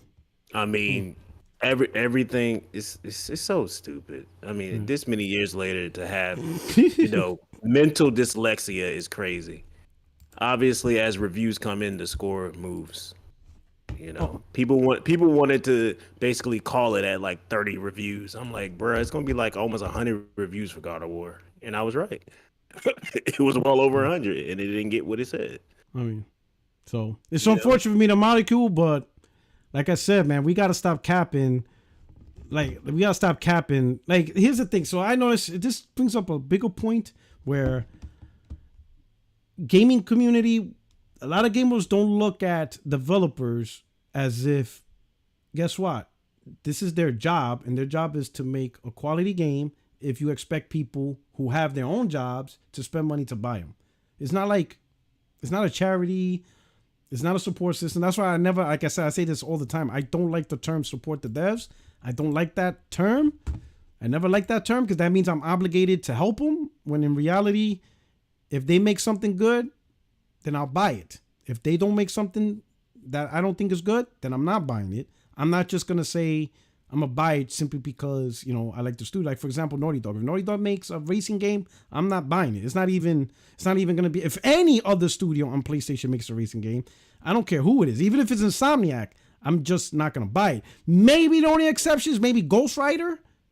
Maybe, depending on how they do it, But for the most part, you got to make what I want to play. If you don't make what I want to play, well, somebody else can play, right? But when the majority don't really want to play it, that's when you're in trouble, right? And that's where Dreams came from, right? So there's probably more people that bragged about Dreams as a bragging point on the internet, on Twitter, really? Console War. I seen it. Yeah, I seen it a lot. They always mentioned it on the list, but I'm thinking people ain't really buying that game. Like that's not a bragging point, right? Yeah. It has to do more than just simply exist. It's got to be something that attracts people. Like I just ignore Concrete Genie. I'm just like, that doesn't. Yeah, count. that one. I didn't really care for that one either, right? It's just you got to make the games I want to play. That's it, And again, for me, from first party, I am not interested in Concrete Genie. I'm not interested in Dreams. I want Ghost of Tsushima, The Last of Us, big games like the flagship titles. That's the only thing that PlayStation first party studios should be making. This idea that they should, that the smallest scale game that I want is a Ratchet and Clank level. Like a kind of Bridge of Spirits that will feel right in there. But Concrete Genie, that shit was trash. Like, I'm sorry. I think Sony could do itself a little bit better with doing some AA games, man. No, that's exactly what I just said. I don't want. No, I think so. I think they could do that. No, you're not even part of the PlayStation family. You don't get a say. No. It don't matter if I'm part of the PlayStation family or not. I'm just saying it will benefit them more. This is our studios. If you don't buy into it, you don't get a say. Our studios. Yeah. Well, have I bought into Sony? Yes, I have before. It's our team. You know Imagine if I never went to a Yankees game and I'm telling you who should be the coach. But I've owned PlayStation. You don't get I just have not owned the PS5. So what are you talking about? You're not on the generation. That doesn't matter because they haven't shown me I need to own it yet. Hey, I don't care. That's what the it issue, is. Sonny. I'm never gonna argue. Okay. You don't buy into your PS5. You don't get to say what they make going forward. Yeah, If you want double the games, go and play the ones. If I invest money into you at any time during your tender as a business, I can't have a say so. No. All I want to buy say something is from I am Apple 20 forever years bitter. ago, that doesn't mean I get to tell them, hey, I need you to make another iPod Touch because that's what. No, sir, that's not the same thing. That is exactly the same thing. If you're not on the latest generation, you not. don't even get a vote. Ramon, all I want to say is it's a damn Baron. I am forever bitter at the PlayStation community for letting Gravity Rush down and letting Returnal down. I'm telling you. Oh. Yeah, Returnal hurts. Yeah, Returnal hurts. Yeah, Returnal hurts. It hurts. Hopefully. Well, to be honest, the studio, so they're investing in the studio. The studio's getting bigger. So they're getting huge. Yeah, they're getting huge. So I think Returnal did good, Yeah. So but the game I don't know. Yeah, I don't know. Yeah, I don't know we're going to get a sequel, but No, I doubt we'll get a sequel. sequel. I mean, that type of game, I'd have a hard time. I don't know if we'll get a sequel with that. But I am extremely bitter over Gravity Rush. Gravity Rush should have did so much better. I'm going to be honest. I played Gravity Rush, and I'm like... Man, it was so much fun. Like I couldn't do it. I couldn't do it. Like, I bought both, right? Because they had a sale, and I'm like, all right. I bought Gravity Rush 1 and 2. I played Gravity Rush 1, I'm like... You played 2 and you didn't like it? Like, do you see how, like, I didn't even boot up 2. Like, 1 was so bad, I didn't even bother. Listen, I gave him my money. I supported the dev. I gave him my money. I don't even know how the title screen of part 2 looked. I didn't even boot up 1, you need to try 2, man. It's not even installed. It's not even installed. I'm not downloading it. I will play Gravity Rush 2. I'm not downloading it. As soon as I'm done with Spider-Man, I'm gonna play that next. Hey, I gave him my money. They have my money either way. Wait, Ramon, you've got a PS5. Yo, I play 1 and I'm like, what the fuck are these people talking about? You got a PS5? I was like this.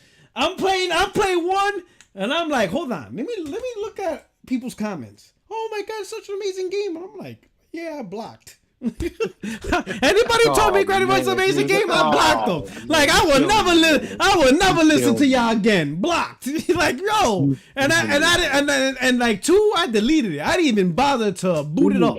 I probably didn't even have the patches. I'm like yo, man. I was like fuck this game. I'm like I knew like this studio's shutting down. I remember I made that comment like 2 years later. Gravity Rush Studio shutting down. I'm like yeah, you think? Gee, didn't see that coming. God. I'm like, bro, get out of here. Even if you didn't like part 1, part 2 was incredible. I don't know. I couldn't, man. Like, yo, man, I have a question. I want to play Gravity Rush. I want to see what the fuss is about. Should I bother playing number 1? If I could give it away and transfer it to you, I would, bro. I'd be like, here, Extreme, take them both. Like, I wish, hey, PlayStation, do game transfers, because I will gladly transfer those 2 games away and be like, yeah, take them shits. Like, those 2 games are a permanent part of my library. Like, I'm actually, once I get caught up on the stuff from 2023, I'm probably gonna go back and play them both. Yo, Roman, should I play number 1 or number 2 first? Well, I mean, number 2 don't play number continues. 1, Number 2 continues off of number 1. So I mean, see it on YouTube. You tell me. You're the one. I can't listen to P-Rox. Yes, you can. See it on YouTube, bro. I don't know your taste as a gamer, though. See it. No, listen, just tell me. Hey, Extreme. I'm going in blind. Extreme. The way you are, you're not gonna like it. The way you hate shit that's actually is good. You're telling me you're gonna like Gravity Rush, bro? Just go to 2. Wait. What do I hate shit that is actually good? I'm just fucking. I'm I'm telling you. Listen, Really? Okay. I'm telling you, man. Listen. I will play 2 first, then 1. Because if you play 1, you're gonna be like, "Fuck this." You're gonna be like, "Fuck this game." The one thing I will say, Extreme. The reason why I would be hesitant to recommend it to you is because I've heard you say on a number of occasions that you don't like going back to older games. You want to go forward. Yeah.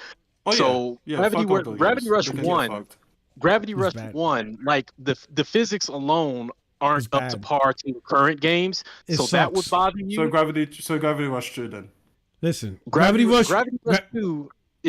When you get to the because it starts off narrow, but when the world opens up, Gravity Rush 2. I can give games time. I can give games. It's a series. It's a bunch of. If you tell me I will meet the promised land at some point, listen, Starfield takes 80 hours, and those people put in the time. I don't mind.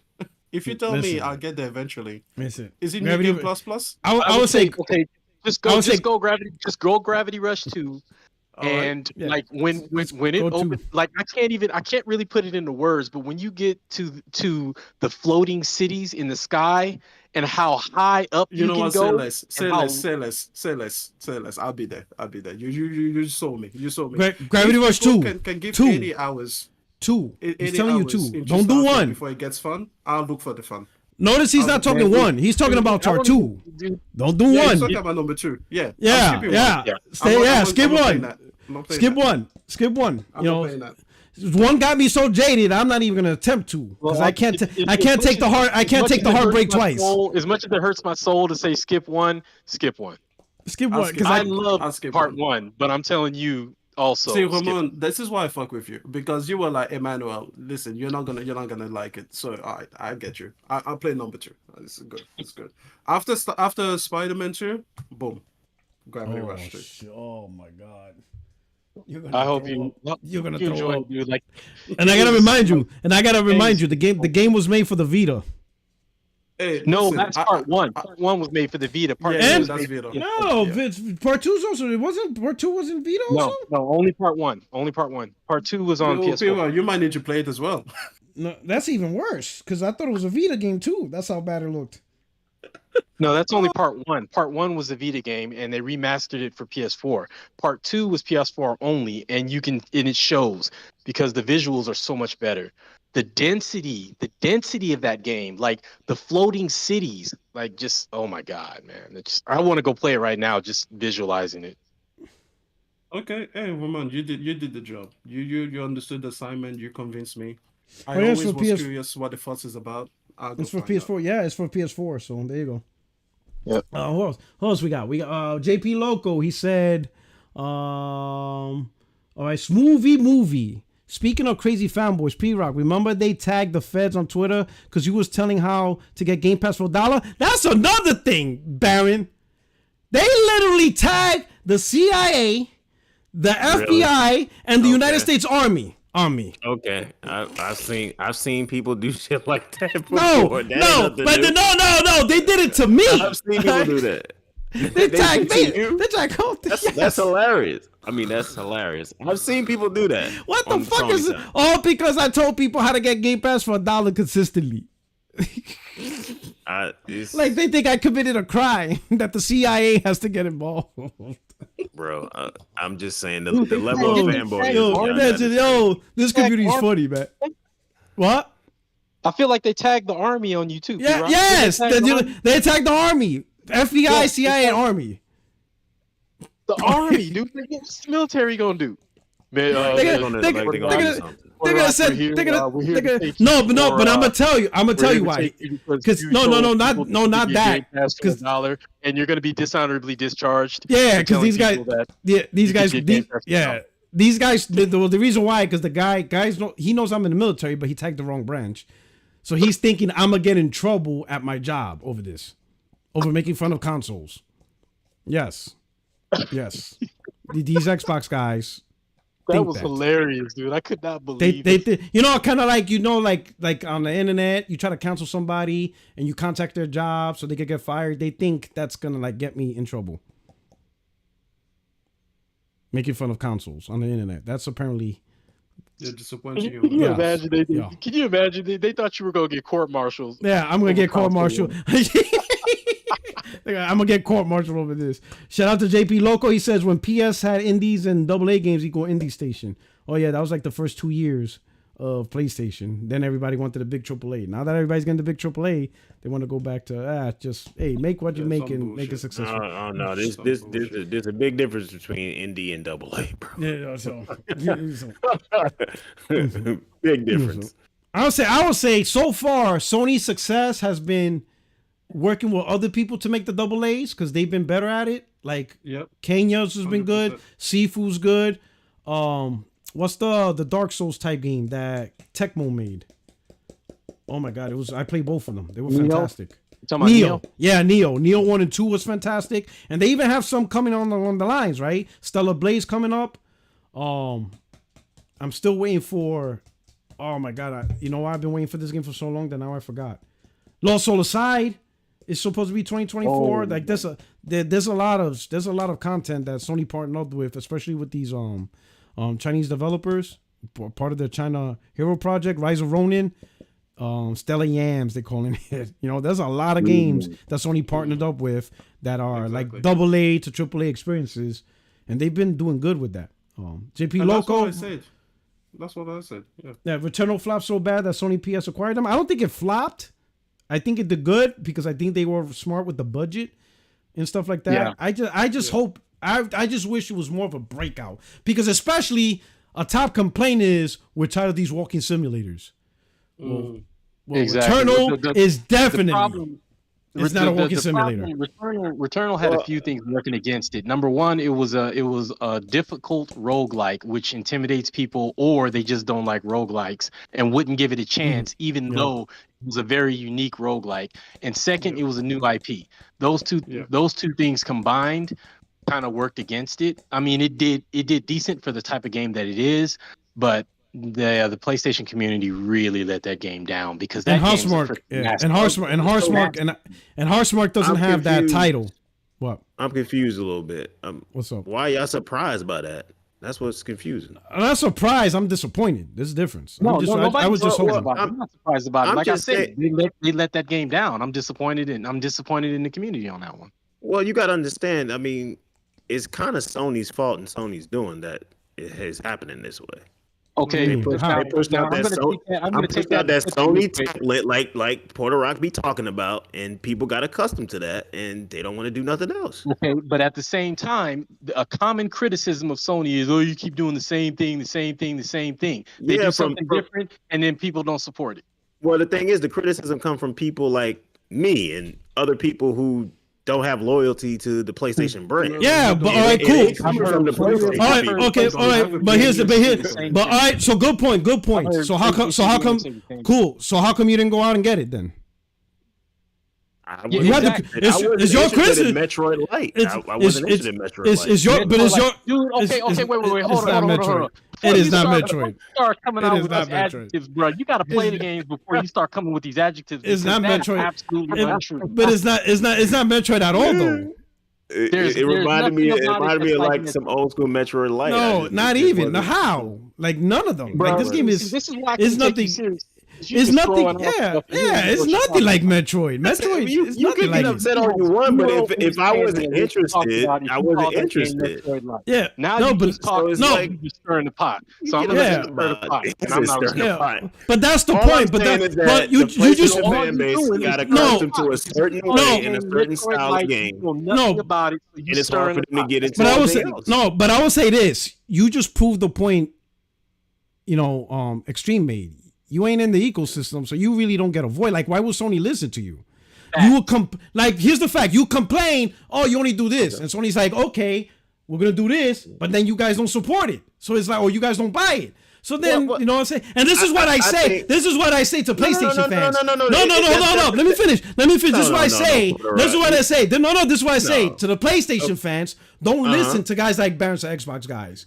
Don't listen to them. Because they are saying don't because I'm gonna tell you why. Because you guys will say something. No. You guys say stuff, but but then when you get it, you don't actually go after it. So then, what's the point? You just sat here and said you didn't like Gravity Rush. You just sat here and said you didn't like the other game. So it's what? No, but here's the thing. No. Here's the difference. No, it's not because I don't. No, it's not. It's not the same because unlike stop.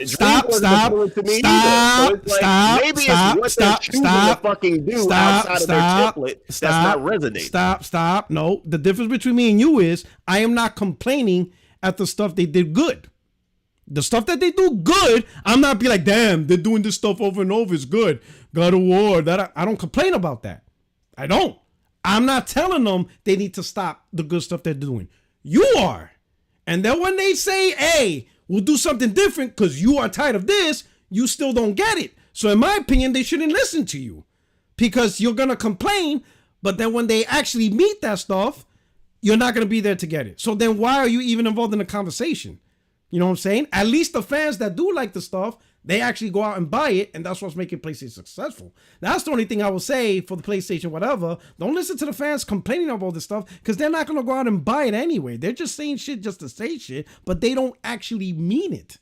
You know, you give them the games that they supposedly want, they're not going to play it. They're not going to get it. You understand? And then the gamers who do buy the games, we have to sit here and be like, all right, you got this game. You know what I'm saying? No, so Gravity Rush, yes. No, I have him muted. So right. I have him muted. And that's the point. I think you're looking at it out of one lens. You got to look at it out of the both lens because. Baron, no. You don't get. No, stop. Because he was talking to me, and I'm gonna answer what he said. I'm gonna answer what he said first. You got to look at it out of both lens, man. I think. People being multi-console owners also plays a role into this situation as well, because if they feel like they get some certain experience on certain consoles, like with Nintendo, they know certain genres. You know, you could go to Nintendo for that. You wouldn't necessarily go for Sony for that. If you want that high, cinematic experience, you kind of go for Sony to that. You're not going to really look for Nintendo to deliver something like that. So it's like being a multi-console owner also plays a role into that as well. But at the same time, that fan base has come accustomed to a certain style of game ever since the late of the PS3.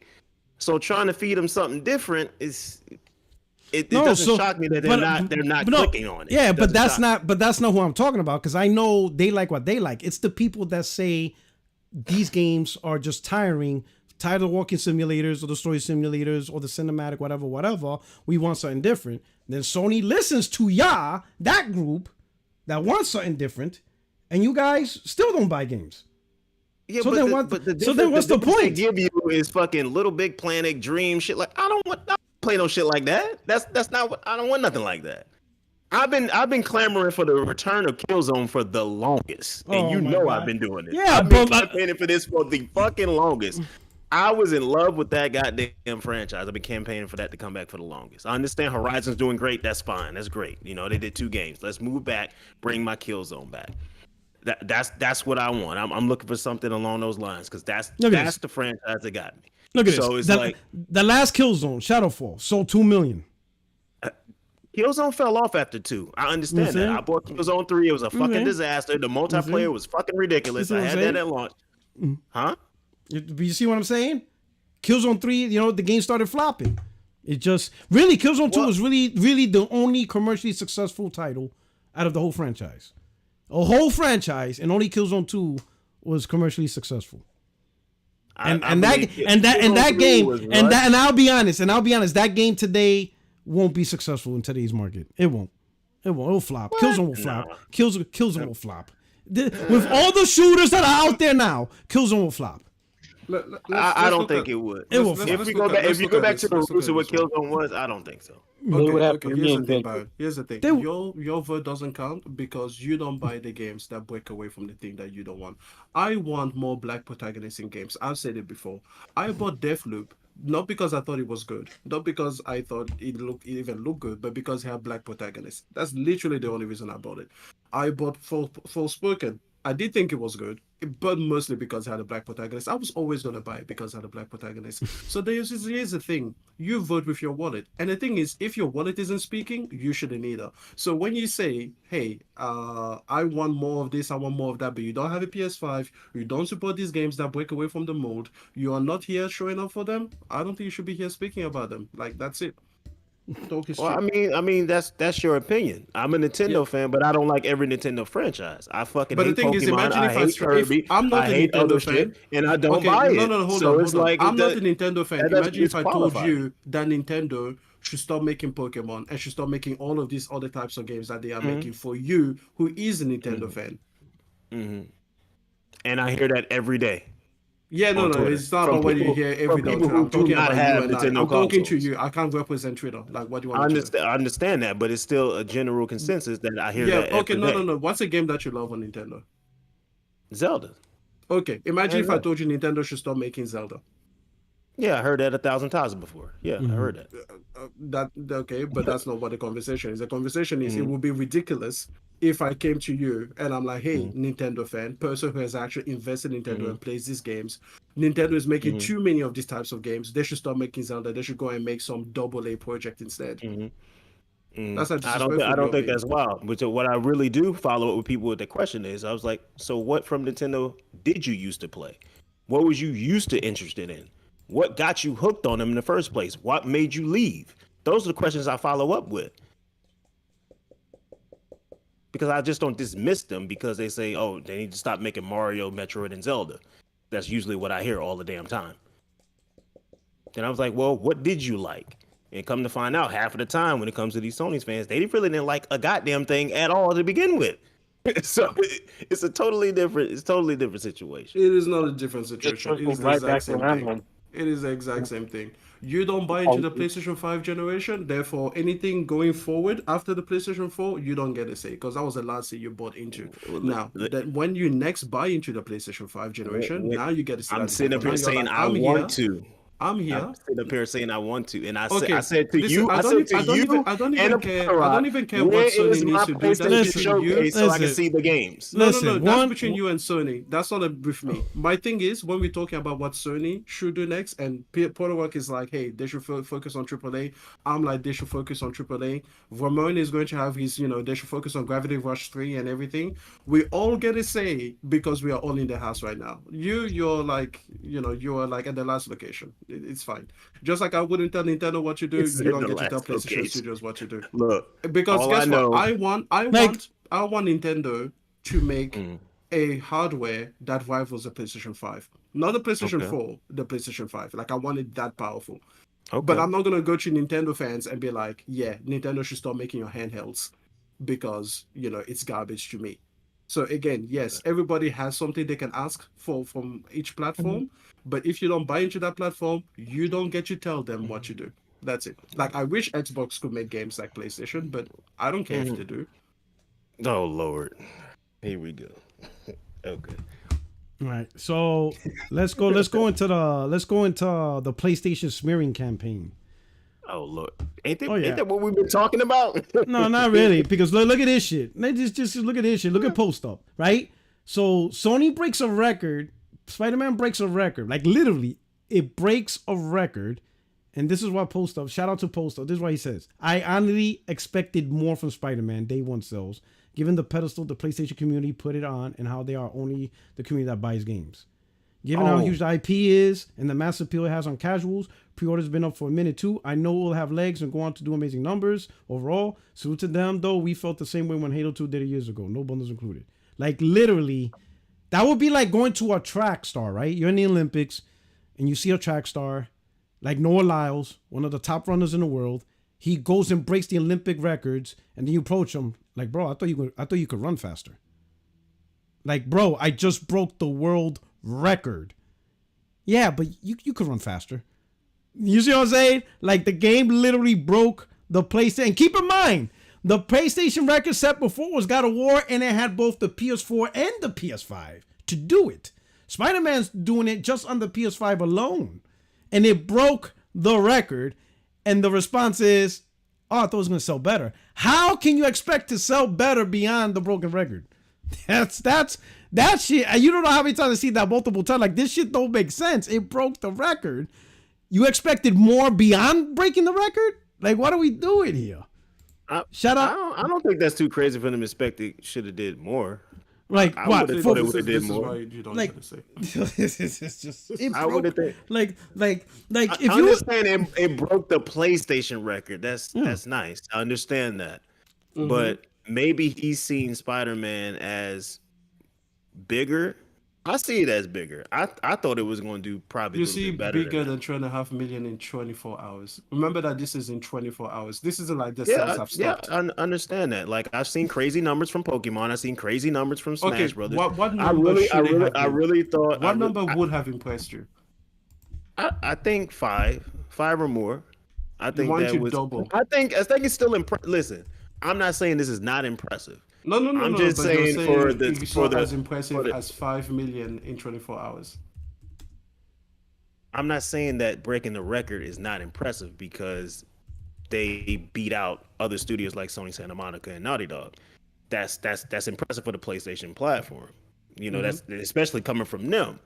I'm just saying, as big as that notable character as Spider-Man is, I was expecting a little bit more of something that was going to be kind of crazy, like around the 5 millionth range.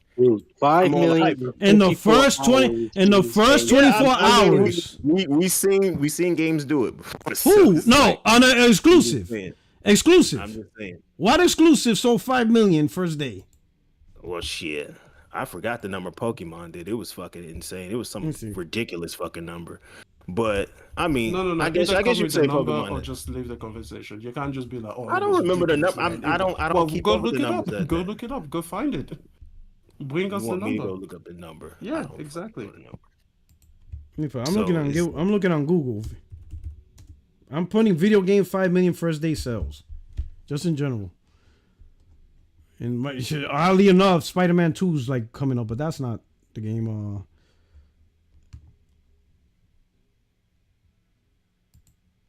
Let me look so far. Oh man, what was the name of the So latest? Super Smash Brothers 5 million globally first week. That was the first 48 hours. I mean, now I see Call of Duty, but that's multi-plat.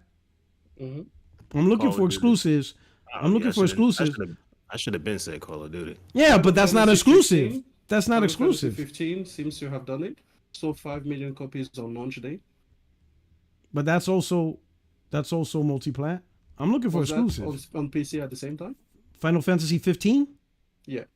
Yeah, that's also was on Xbox. Xbox and PC. Xbox and everything. Yeah, that was on everything. Yeah.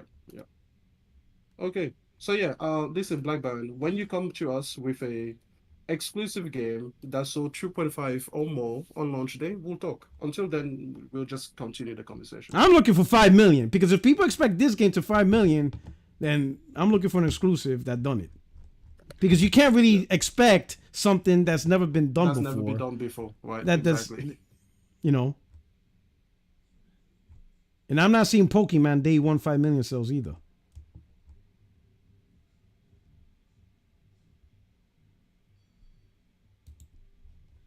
Nope.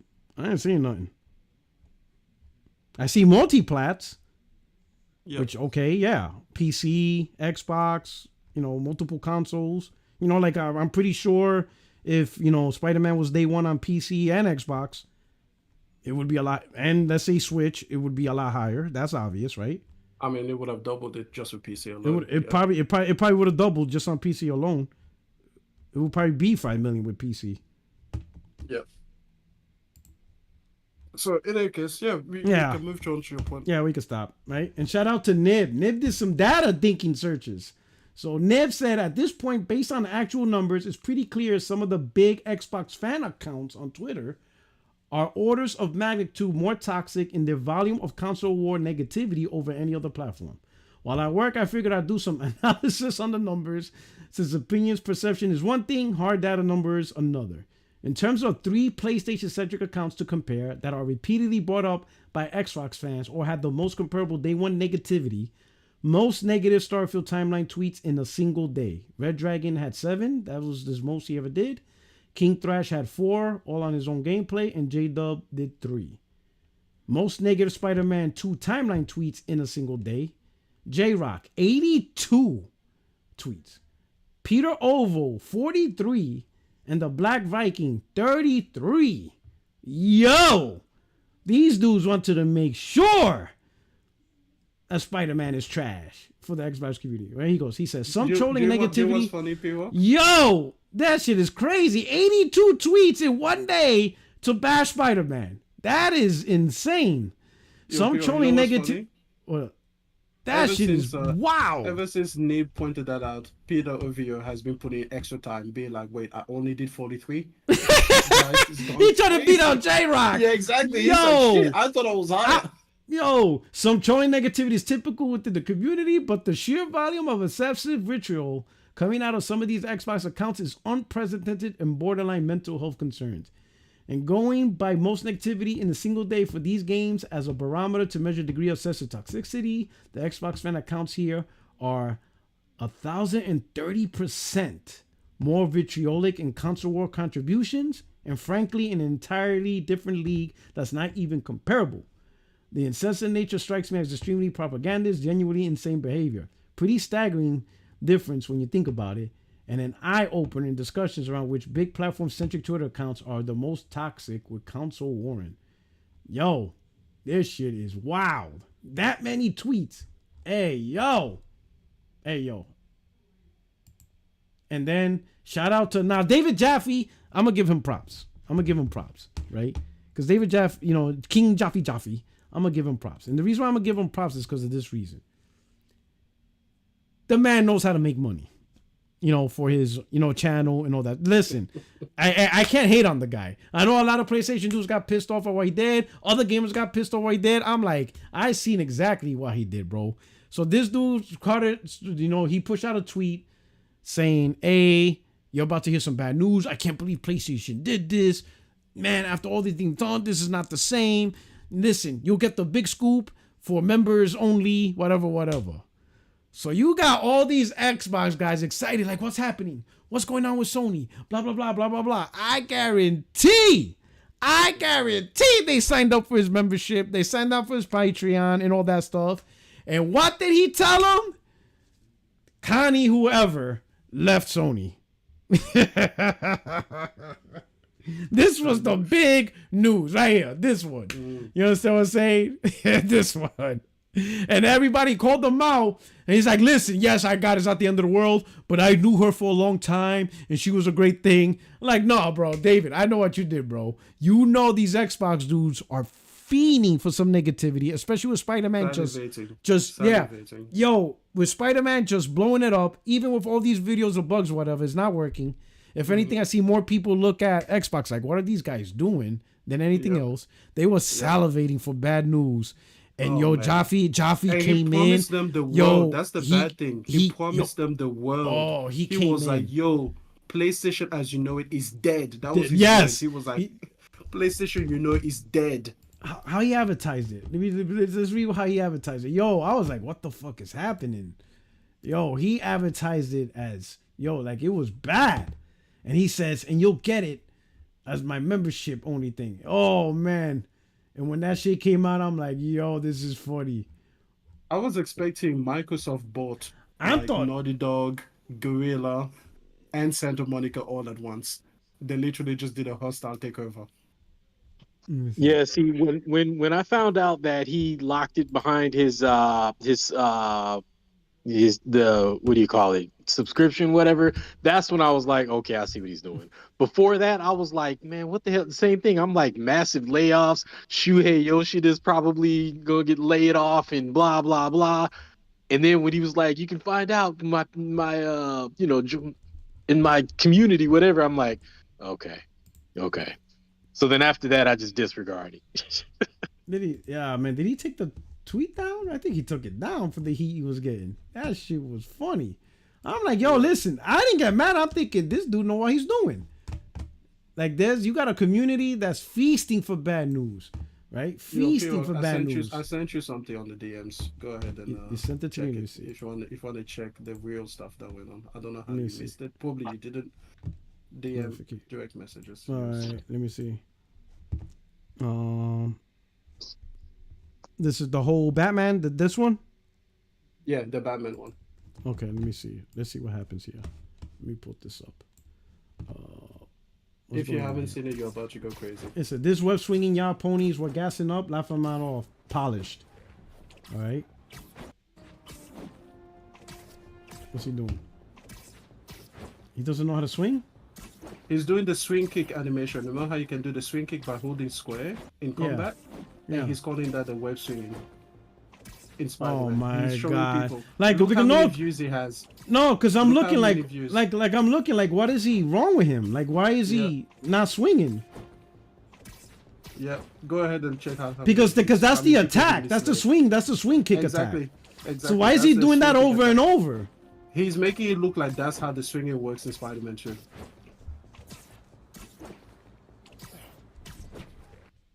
The player in this video is not normally swinging, but instead using the swing attack, which limits the player's speed and is not meant to be used traversely. This video shows, oh my god. Is this guy, please tell me this guy's getting cooked. He was, but the thing is, he has 5 million. Wow, looks now, like PlayStation begged Twitter to lie. Way too late. Oh my god, this dude, yo, I know this dude ain't trying, yo. Look at this shit, bro. But the funny part is, I don't think these dudes realize everybody's looking like, yo, you got trolling, right? But then when you get to the point where everybody's like, all that does is make your community look bad. This shit is crazy. There's trolling and then there's lying. Yeah. You know, what Post Up was doing about, I expected more sales. I want to eat a hot dog and blah, blah, blah. That's trolling. But when you come out and try to do something like that, that's actively lying, and that's like crossing the line. Yeah. Now, if we really want to talk bad news, right? Let's talk about Microsoft now. Drops Game Pass growth target for CEO compensation. Hey, Satya Nadella's you can come back and talk about this one. Satya Nadella's performance-based pay targets were tied to overall Xbox growth in 2023, but games division fell short. For the first time in 3 years, Microsoft CEO Satya Nadella's pay targets did not include a specific growth milestone for Xbox Game Pass. On Microsoft SEC's filing spotted by Axios instead shows Nadella's only game-related performance-based incentive for the fiscal year ended June 30, 2023 was to grow Xbox content and services revenue by 4.4%. That was this target. His job was to get Xbox revenue to grow 4.4% so he could get his compensation pay. Over 95% of Dell's annual target compensation opportunity is performance-based. Xbox target only accounted for 10% of its performance-based targets, with the largest category being to grow Microsoft's cloud revenue, which was weighted at 30%. Xbox revenue did not meet the 4.4 growth target, instead only growing by 0.7%. I will say that again, 0.7. Not even a whole one. Axios analysis shows Nadella previously had not even a whole one. Like one, bro. It's like being in the Marine Corps, right? You got to do a minimum of 5 pull-ups, which is terrible, but at least you on your way to pass. And you get up on a pull-up bar and you can't even get one goddamn pull-up, Marine. You ever seen Full Metal Jacket? You got to see Full Metal Jacket. Oh, You gotta see man, Private Pal. Private Pal. You're telling me one goddamn pull up, Private Pal. One goddamn pull up. Get out of my goddamn obstacle. Yo, that's Microsoft. Satya's like 1% 1%. You can't give me 1%. Get the fuck out the gaming industry, Xbox. Get the fuck out. Yo, he went gunny high. Yo, he went off. Anyway, Axios analysis shows that Nadella previously had targets based on the subscriber growth of Xbox Game Pass. So now we're talking what Microsoft said. This is our target goal for Game Pass. Last year, Microsoft aimed for 73% growth in Game Pass subscribers. But the actual result was 28%. Bro, I'm telling you. Now keep in mind, this is probably based off their thoughts of getting Bethesda. Imagine what Microsoft expects now that they got Activision. I'm telling you, if that Game Pass subscriber shit don't hit by whatever target date they got, whether it's 2027, 2028, 2029, I'm telling you, Microsoft's gonna go full third party. They're gonna be like, whether they drop the console or not, but they're gonna be like, you know what? The money's not in this to just keep things exclusive to Xbox and just Game Pass platforms. We extending all our shit everywhere. Everywhere. Every game on Nintendo, every game on PlayStation. If somebody else makes a new console, every game on there, wherever somebody makes a device, they're putting it on there. They're going to go the way of this shit. Because this right here, this is real numbers. This ain't fanboy. This isn't, oh, this person got fired or this person's doing this. Nah. This is literally the performance of the division, and it failed. What I'm curious about is curious/hopeful, but so like 2024, Avowed. I definitely Avowed looks a lot different than I expected it to look based on the teaser, but that's neither here nor there. I am extremely hopeful for Avowed and Fable. But here's what I'm wondering. If Microsoft hopefully starts releasing, these games and they hit hard and they're fantastic, will this result in maybe more Xbox console sales and games purchased? Because the number they want to hit with Game Pass for a subscription service in a time when there's subscription service fatigue is a rough number to hit. I mean, they're talking like in the hundreds of millions, and I don't know, man. Like everybody's streaming service right now is struggling, and the numbers that they want to hit, like I'd hate to see them go third party, but I mean, at least their games would still be there. But I don't know. I'd rather see Xbox survive if Game Pass didn't, but they're so tied together now that it's just kind of a sticky situation. I don't know.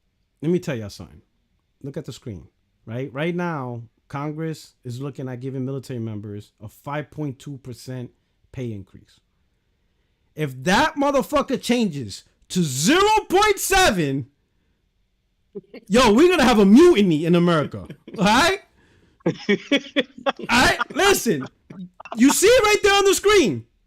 That's what I expect. If that shit changes to 0.7, bro, we're going to have a mutiny in this country. We're going to storm the Capitol all over again. Every branch of service is going to be like, nah, 0.7. Nah, son, you're not doing that. Inflation's like 3%. Like, are you out your mind? Inflation's like 3%. Like, what are you, out your mind? Like, what the hell am I going to do with 0.7? What the fuck? Like, get your ass out of here, bro. Yo, I guarantee, like, right now, so, Satya, I guess he got live on record that he's gonna double down, whatever. Yeah, sure. In public, he's gonna keep it cool. He's gonna keep it cordial. He's gonna do his thing. He's a professional. Yeah, of course. He's gonna be professional. As it should be. You know what I'm saying? Praise in public, punish in private, right? So he's gonna do his thing. He's gonna be a professional, and with Invest, he's gonna say all the nice things. But I guarantee, in that boardroom, he took out his belt. He is whipping the shit out of Phil Spencer, and what's her, Sarah Bond. Boy, he's tossing furniture up in that goddamn place. You costed that dude millions in compensation. Somebody's getting their ass whooped. He got the belt behind closed doors. He got one of those offices that has silent mode. You can't hear outside, and then the glass just smokes out. Oh, he's in there just whooping their asses, bro. Whooping their asses, bro. You cost that dude millions in compensation. And you think we staying friends? Oh, man, I wish I was a fly on that wall in that boardroom. Boy, and it's not just him. It's other execs, too, that got hit. Yeah. Oh, bro. Bro. Like, I just think back to the 360 gen. It's like, I just really wish they could do that again. You know, I really wish they could do that again, because then that would, I mean, this is very simplistic view, but I just really feel like that would solve their problems. If they just, with what games though? Like, what games do they have to sell at $30? At $70 that people will go out and buy them a lot. That's the problem. Well, they don't like Starfield. Luckily, Starfield's that game, so they got that. Call of Duty's that game, so I can imagine that. But like, really, like, you think Fable's gonna be that game that's $70? And people be like, yo. I think so. Yo, Roman. Here's the thing. Yeah, every product is a result of the system that was used to create it. Okay, and here's I just hope you don't go through another Redfall, bro. Because I don't think you could take another one, man. I don't think you could take another Redfall. No. I said I think so. I think so. Nice. I like that. Yeah, I like that. He learned. He learned. Roman, if you remember Redfall 2, I said I think it looks like it could be fun. I didn't say, that's fine. Let me give you this warning. Let me give you this warning real quick. Okay, listen, just forget about Disavowed for now. Just until they come up with another trailer and it looks good again, just put that one aside. Put your stock in Fable and Hellblade 2. Okay, just those are the ones to wait for. But here's the thing. For Microsoft to make games that are either like PlayStation, where they cost a lot of money, they make a lot of money, or B, like Nintendo, where they are creative as fuck and then they make a lot of money, they would have to have a need for that. Game Pass takes away the need for amazing games. All it does is all they want is decent. They want some kind of garbage game like Starfield that they can just pretend is a decent game. And they can just put it in there, and then it can just boast in the library. Starfield is literally like the perfect idea of what you're going to get from them, because it is what the system that they've created really demands. Starfield never needed to be amazing in order to make Game Pass to meet Game Pass's like status and goals and everything. It just needed to be exactly what it was. So I'm just gonna say proceed with caution. And you might get a Fable out of it. I think Fable is looking good. Hellblade 2 definitely looks good. I mean, it doesn't look playable because they've never shown us a playable literally section. seen nothing but like cinematic, like in-engine. Yeah. That's been frustrating. I love That's my only frustration with the game. They keep showing face tech demo. Yeah, because I love the first one. It's what people want. They want to see this game 17 years early. Remember? That's what they want from PlayStation.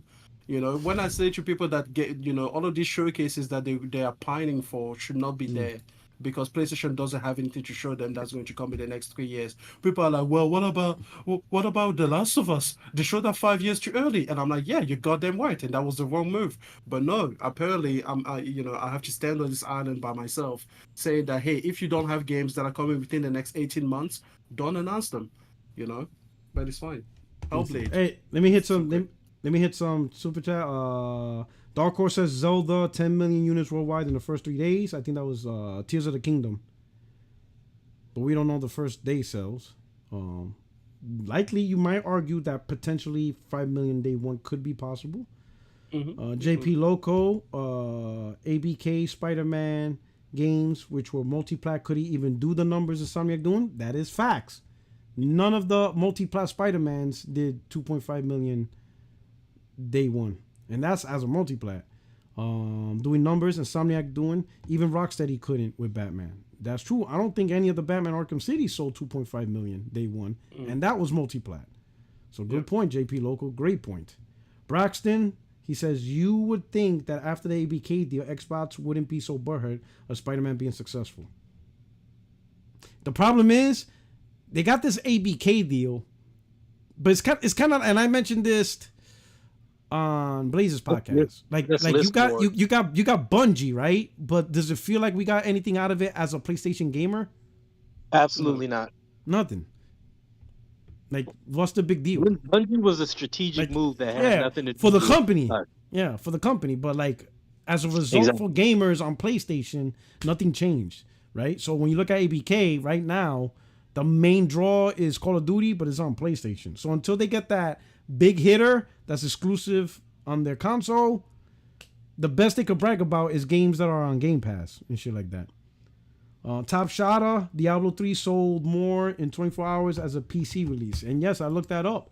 So Diablo 3 first day sales was 3.5 million on PC. Now keep in mind, PC doesn't go through generations, so it never really resets. They have that consistent fan base, right? Diablo's always been a big series on PC, right? And that's incredible. 3.5 million copies, that's incredible. But imagine I'm saying, it shouldn't have done 5 million. How stupid would I sound if I would have said that? Diablo 3? You would sound like a Black Baron. You know what I'm saying? It should have done 5. Imagine. You see what I'm saying? No, 3.5, that's crazy. That's actually crazy, right? That, like, I think people don't really get how much that is. No. Like, that's a lot, man. No, Ramon, they get it. They just want to throw shade. That's literally it. Yeah.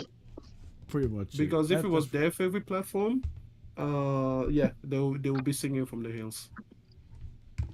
All right, so that's game. Hey, so I want to talk about an off-topic thing. This is the last topic.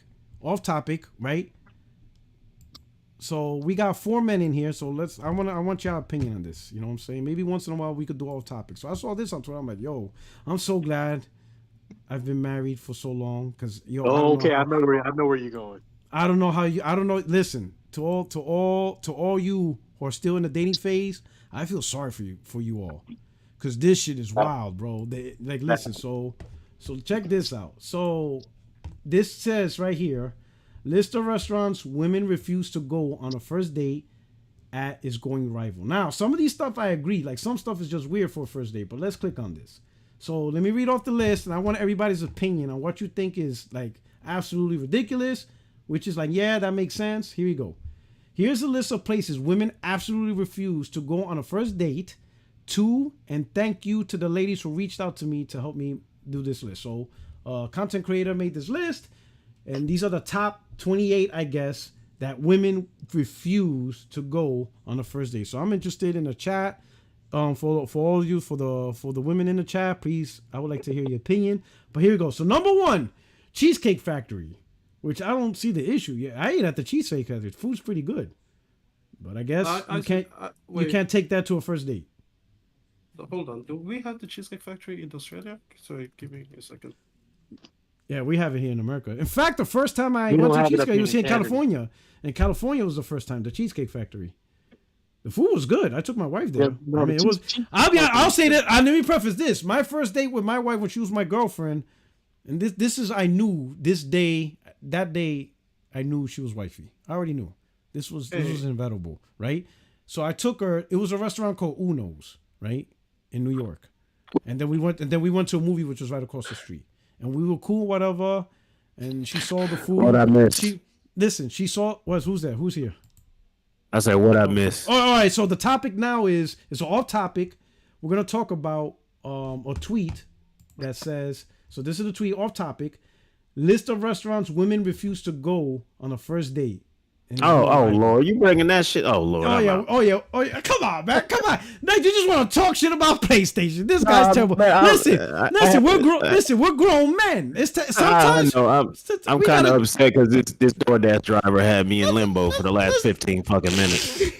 All right, but anyway, so my first date with my was Uno's restaurant in New York, right? So we took it there. When she saw the bill, first thing she told me was like, "Wow, you could have just taken me to the hot dog stand. I would have been cool with that." Right there, I was like, we getting married. We getting married. Half Puerto Rican, half Dominican, and she would have been good with a local New York hot dog for $1. That's it. This is it. This is my soulmate, right? Listen, I don't make up stories. The funniest stories are the true ones. But anyway, so here's the list. So number 1, Cheesecake Factory. So I ate at the Cheesecake Factory. In fact, it's about 3 minutes away. It's like in the mall area. I'm about 5 minutes away from the mall area. My wife ate there. So that's the number 1 place that women will absolutely refuse to go to on the first date. So number one is You gonna read all 28? Yeah, I'm gonna read them all, wait, and then I'm hold gonna on. get So- then I'm gonna get everybody's opinion on what So, you think is just valid one or not clarification valid. for Australians. Okay, the cheesecake shop that we have down here is not the Yeah. Cheesecake Factory. So it just sounded very similar. No, but no, they do so- completely different things. No, I no, just no, wanna so- know- this is just for Australians. This is just for Australians. Okay, It's not yeah. the same. So your cheesecake shop is where it just sells cheesecake. The cheesecake, Yeah, right? it's just a cake. It's just a Yeah, bakery. yeah. So Cheesecake. Cheesecake Factory is a chain brand that makes cheesecakes, but they also have restaurants.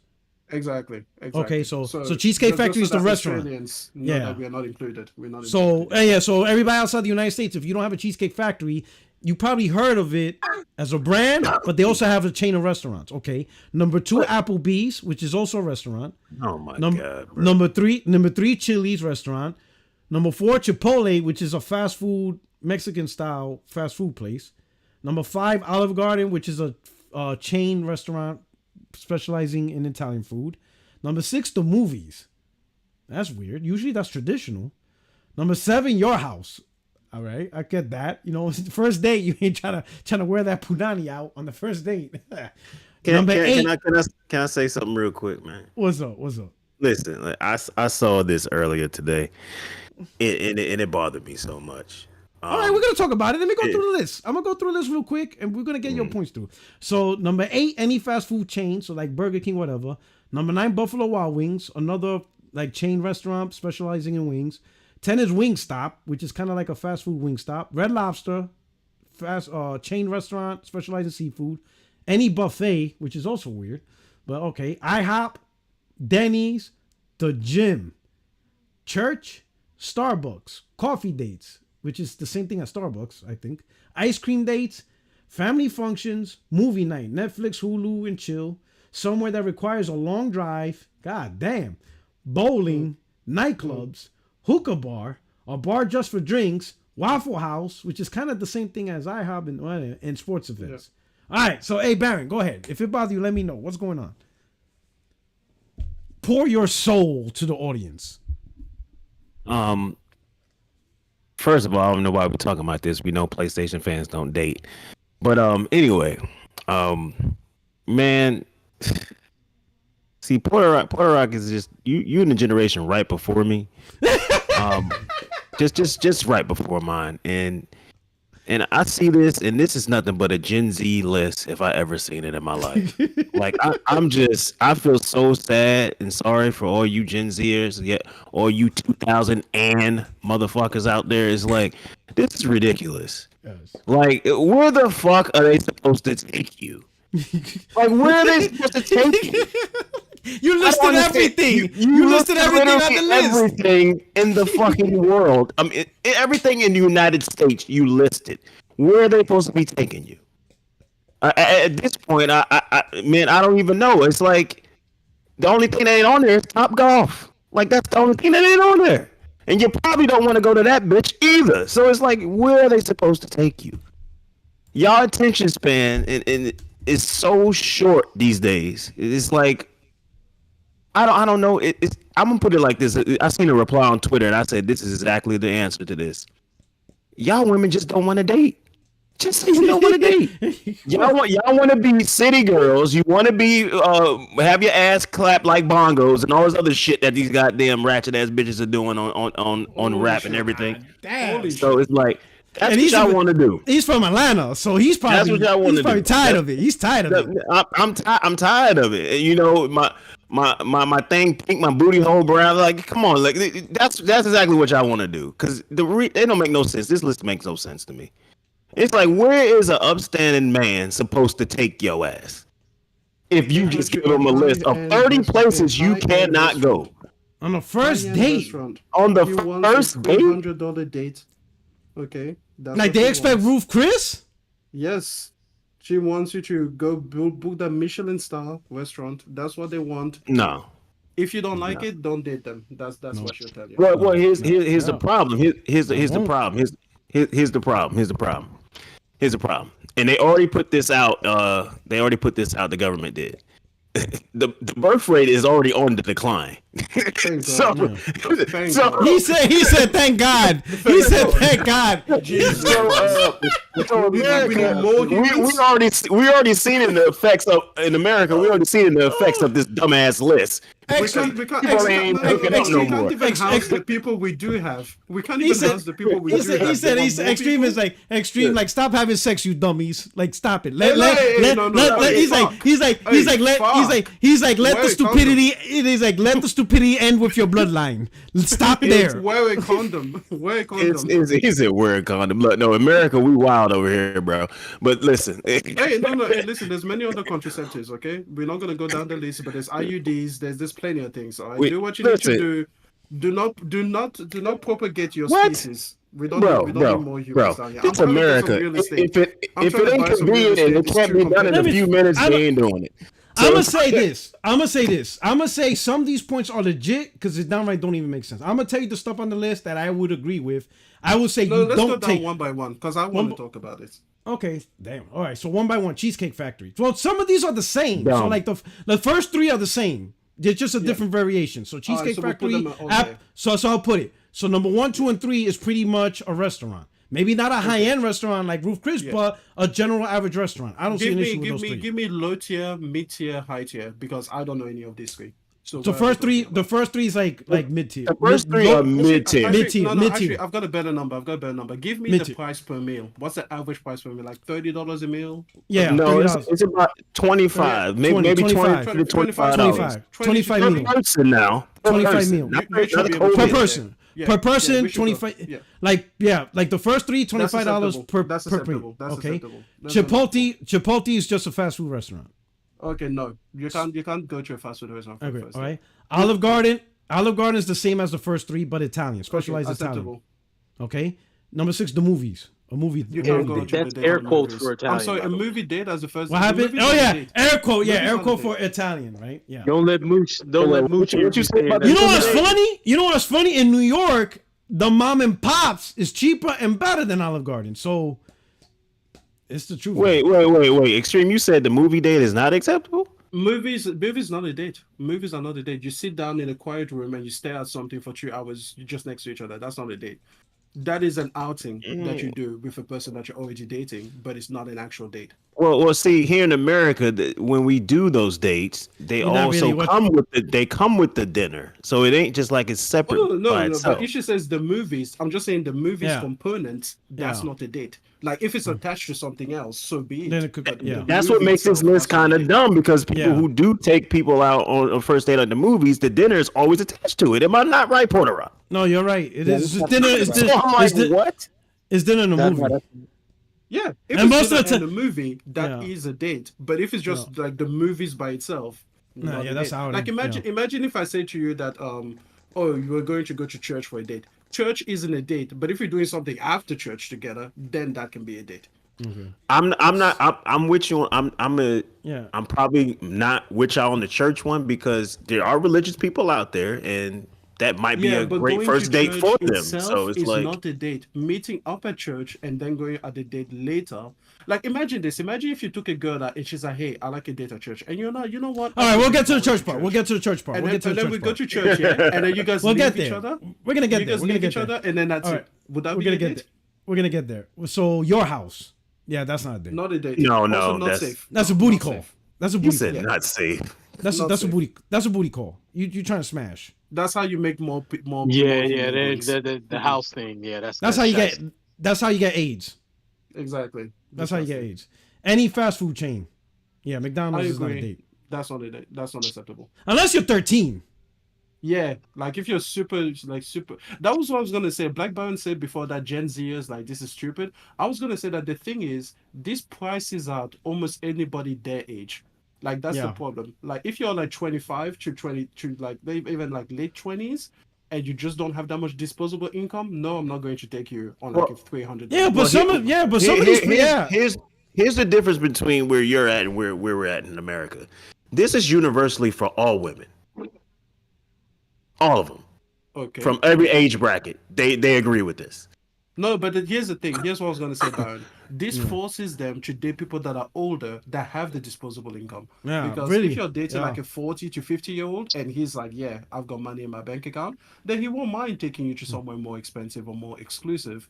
But a person who is like a college student, just like you know, and is going to try to juggle bills just like you at the same time, you are literally pushing them out of your dating pool because if you have these requirements. You know what we call those? Call them gold diggers. Gold diggers. That's what they are. She That's take exactly my what you money want. when I need. Here's the thing. If you have this big ass laundry list, you really don't have much substance as a person. Oh, don't be because- like that, man. Don't be like that, man. No, I'm just saying. It's like let's- you gotta have some more substance than just the material things. Let's keep going. You got Let's keep to. going. We've got Yeah. more things here. Let's see. If she got a fast food chain, I agree. Buffalo Wild Wings. I don't think that's a bad spot I don't know for first no date. comment. So Buffalo Wild Wing is it's kind of like a mid-tier restaurant, but it also includes like a sports bar environment and lots of beer. It's just kind of like a That's sports only bar. if she's into sports, though. Yeah. You I haven't- would say it- generally no, but if she's into sports, Like yes. Buffalo Yeah. Wild Wings would depend on the personality of the two going Yeah, out. Yeah, exactly. That's the That's person. a Like if you know she's into sports, Buffalo Yeah. Wild Wings not a bad spot. Yeah. Over here, it's called the Sporting Globe. That's our Yeah. version that we have. And Yeah. yes, they actually make really good food. And just like they're like Buffalo Wild Wings, it's really you're there for the sports, Yeah. especially on like the big game nights. Yeah, That's what yeah. you're there for. Wingstop, that's just a fast food spot specializing in wings. It's kind of like a Pizza Hut but for wings. If she's really into wings, sure. Yeah, but but then you will go to Buffalo Wild Wings, which is a higher end Wingstop. Oh, okay. Like Wingstop, Not that Wingstop is not- Wingstop is literally the fast food of wings. Like you Okay. just go Well, in. Not Yeah. acceptable. Porter Yeah, Rock, you notice what's not on that list that definitely qualifies with the rest of those restaurants? What? Dave and Buster's?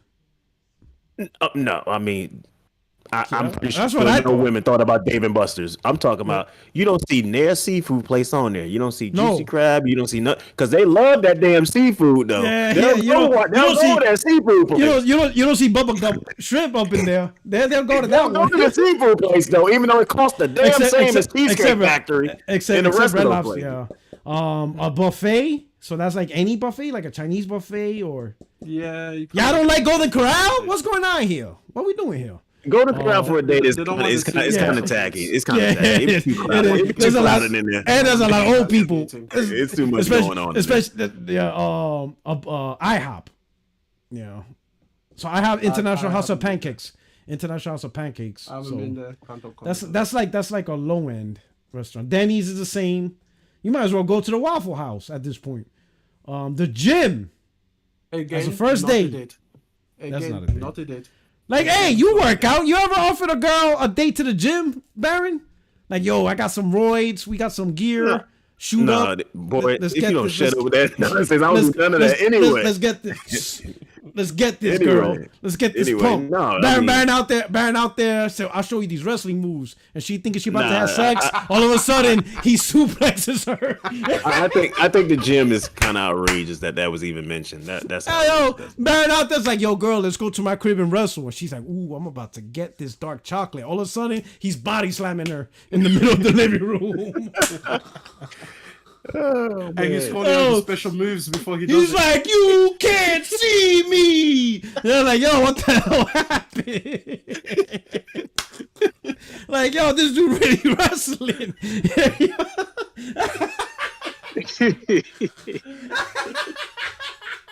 I'm curious. Yo, Is I don't know it why. the same standard Yo, in Canada? That shit just popped in my Ramon. head. I just see him on the top of his furniture, like Jimmy Snooker. Wham! Right through the table. Yeah, wow. Yeah, wow. Jimmy Superfly Snuka. I haven't heard that name in a Oh long time. shit! Yo, this dude go. He's like, yo, baby. He out there licking his lips like LL Cool J. Like, yo, baby girl, we're gonna go to the crib. We're gonna wrestle. And she out there excited. All of a sudden, he's fucking her up. Oh shit! That shit should be a Netflix show, bro. You know what's funny is I'm that sweating that That'd be a shit. Netflix Yo, show. that shit got me sweating. funny. That shit so funny. What's funny is that something like that actually did happen, but that's for another day. Oh shit. All right. We don't need to know. We don't need All to know. right. So that shit got me sweating, bro. That shit's so funny. Damn. All right, church as a first date. Not a date. She religious as hell. No, I'll tell you what. Even if you're religious, church isn't a date. Religious, I would say Oh shit. Any place where you can't actually communicate with someone, not a date. Movies, not a date. No, but Church, not a date. you're communicating with God. Oh, I mean, if you're fucking at church, sure. Oh shit. Yo, this too. You going to hell, dog. I worked. What? You don't want to fuck on the altar? No, I don't even want that thought. I'm gonna go back to the Baron beating up his date. Hey, listen. That's in my I want mind. that you I'm back. baptize me in her I'm waters. back. That's I'm what I back. want.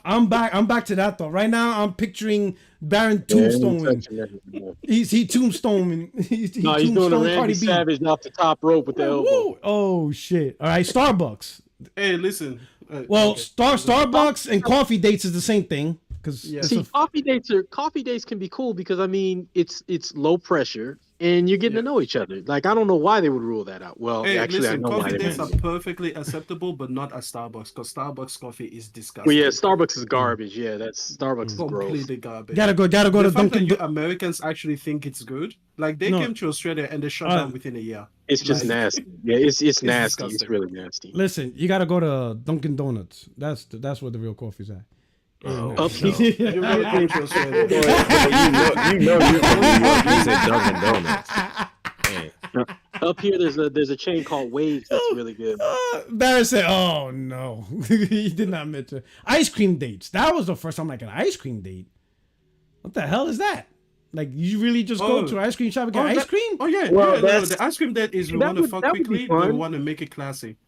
Like you go there, you pick a flavor for 15 minutes, you suck on the cone for a while so she gets her practicing, and then after 15 minutes later, you're smashing. That's what an ice cream date is. All right. So no wonder they don't want to do it on the first date. Family functions. That I agree. That is a bad crazy. idea. That's actually that's terrible. Don't nah, ever do a yeah, first date. I would never. Unless family it's a function. funeral, in which case it's great. I'm gonna tell you this right now. If a A girl, date? Your first date at a funeral? I got a family a funeral, what the hell? What? Oh it no, makes you sir. appreciate life more, and No. it makes you bring a new member into the world. Yeah, as a replacement. Wow. You're the ones that said you want the kids. Nah. You Yeah. gonna burn a little bit for that one, but That ain't definitely no first day at a funeral. Oh shit, that's some weird shit. People Hey, don't know. you just point to the coffin and you're like, "Hey, I listen, our family needs a new member to replace the last one." Oh Right? shit! Oh shit! That's So, crazy. you know. Movie night. So Netflix and chill is a no go on the first date. Well, that makes sense. I agree. All right. Somewhere that requires a long drive. I disagree. That is so vague. Stupid. I That's disagree. stupid. Like what? 3-4 hours? Like what's the like? Long drive. Not is anything according more to than these 90 girls. minutes. Man, these girls, anything that's over 20 minutes, that's a long drive. Oh shit! All right. Bowling. Darren just beat me to it. I was about to say the exact same thing. Bowling is. I can't believe that's on the list, bro. That's like Bowling is a that's terrible first date idea. 'Cause you have to let her win. It's so fucking annoying. Because you know she'll get competitive and then she'll be like, "Oh, I can beat you," but then you're supposed to be the gentleman and then not win. Bro, you not going bowling to whoop her ass on the goddamn lane. He is. I'm Extremist. I'm gonna whoop your I don't ass. give a fuck. That's not what you going bowling for. I'm competitive as fuck. Yo, you know what that reminds me of? What was that Jim Carrey movie? Dumb and You're Dumber. laughing. You know, she got her balls and you're laughing and you're having a good time. It's not. No, I'm there to no. win. He's like, Take you me to a basketball suck. court. He's like, Take me you to a suck. football field. He's Take gonna me to dunk- a bowling he's gonna- alley. I'm he's there gonna to dunk on win. her. I don't He's give a gonna- fuck. Yo, that reminds me of Dumb and Dumber when the girl that he liked, she threw the snow soft at him, and he came back and pegged the shit out of her. Wow! Yo! Boom. I was like, yo, Boom. this dude is crazy. Oh shit, that's extreme right now. All right, nightclubs. I've heard people tell me that they're like, you're not supposed to win. I'm like, I don't give. You put a scoreboard in front of me, I'm being at the top. He like Kobe. Pause for a second. Pause. You just got like to talking about all that. If it's no situation where we can have a conversation, then it's not a date. And now you have to talk about what guys on the lane. Yeah, that's a conversation. I just taking your time getting to know them. That's a conversation. It was a terrible idea. So first of all, I didn't contribute myself. I said it was a bad idea. But if we're gonna do it, second, but if we're gonna the do communication is I'm better than you. That's the Oh communication. my God. at least they didn't mention billiards because I think that's a good date. Anyway, nightclubs. That's interesting. That's terrible. You know me personally, I'm in the minority on this. I think it works sometimes. I think it works. I personally don't like nightclubs. I like lounges. I think lounges is better for a first date. Lounges, nightclubs is all the damn same at this point. Nah, I don't know. Well, it depends. Because I think of nightclubs, I think of the whole rowdy big thing. When I think of lounges, it's those small lounges with couches, maybe have a live little band. You know, you get some it's more drinks, chill. This is some music. Yeah, it's great. Hookah bar. I hate hookah. I would never go to hookah bar. And I kind of agree because the person might not be a smoker, may not want to deal with the smell. All right, a bar just for drinks. I don't like alcohol. I don't drink. So no, not for me. So no. Waffle House, which is the same shit as Denny's and whatever, Absolutely. except that's in the South. Waffle House is in the South. Hold on. Waffle House is only acceptable if you live in Atlanta. Simply because South. Waffle House comes with top tier fucking entertainment, no matter where you go. I don't think you guys understand what he meant by top tier entertainment, bro. I know. I lived in North Carolina, so I know exactly what he means by top tier entertainment. Nothing I've said has suggested that I'm not innocent. I know exactly what Barry means by Waffle House entertainment. I know exactly. Waffle House can be its own docu-series, and it'll probably be the highest rated thing on TV because it's top tier entertainment, bro. Like whenever I have a chance to go to Waffle House, I go because I feel like I'm missing something. Waffle House is I just want to say that I just wanted to fuck in a church, and I don't want to touch this subject, whatever that is. And then the last thing, sports events. Terrible idea. If they're both unless sports, unless you know the person. Yeah, exactly. But see, here's the thing with that.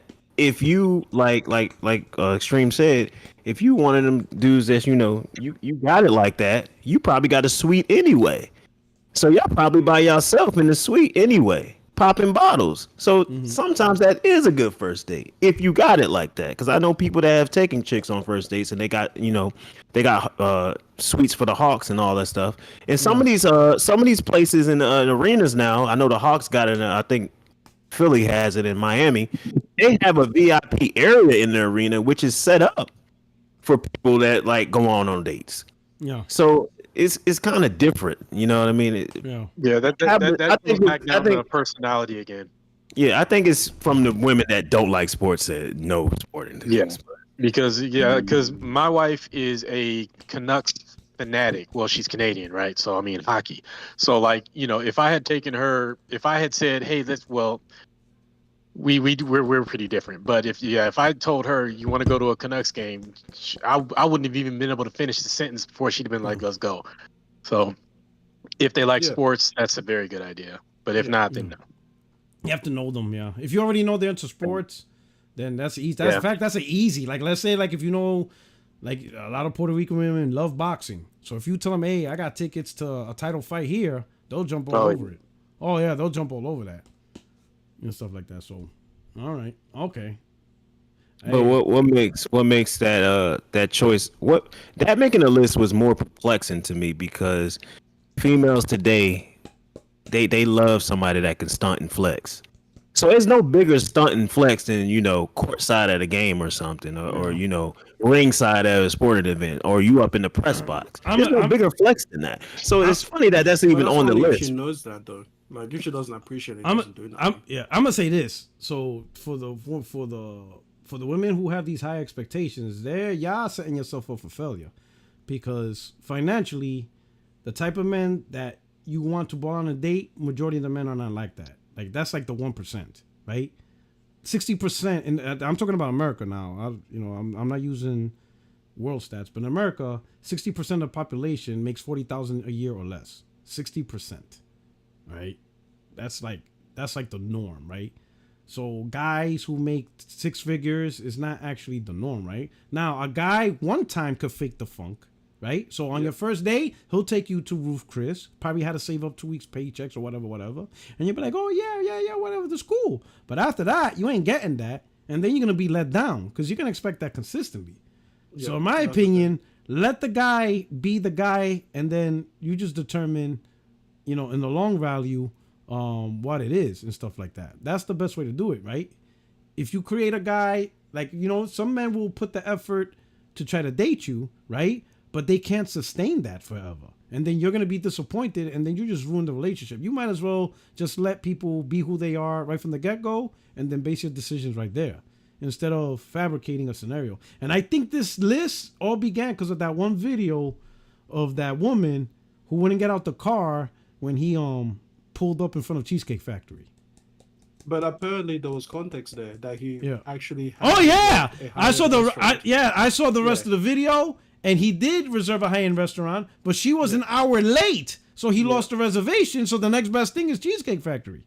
Yep. She did it to herself. Yep. You know what I'm saying?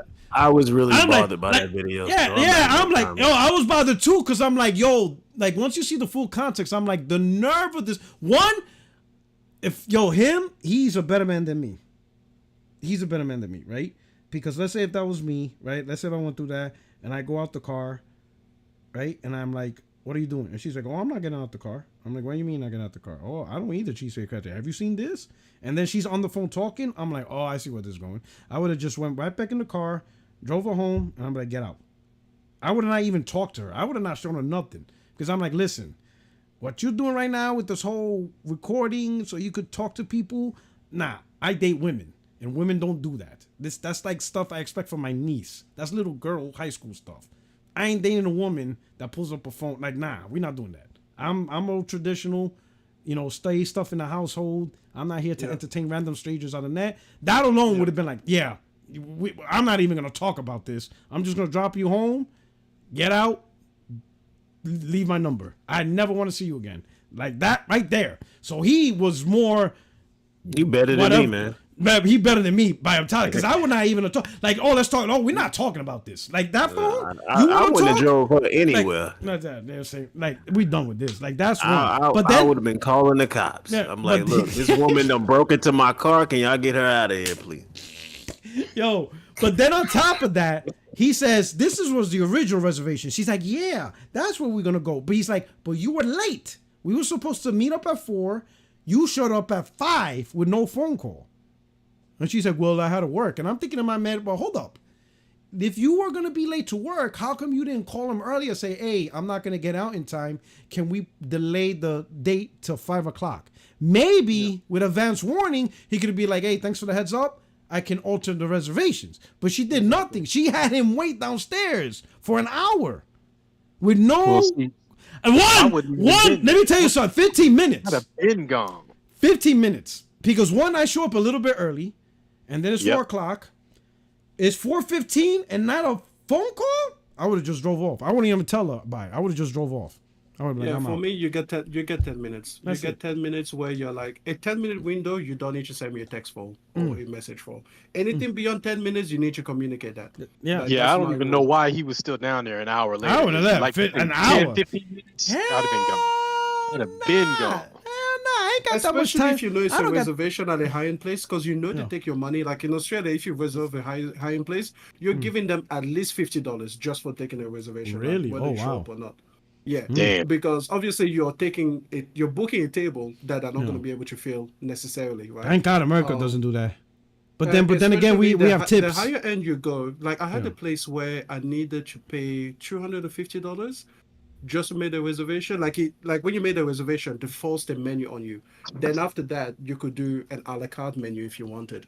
But yeah, showing up late to that, if that was like the level that I'm spending money on, like, bro, if you do show up, you're gonna see me eating through the window. I'm not letting you in. I'll be like, nah, I'm by myself. Extreme. You need a McDonald's in your life. You need that chicken box.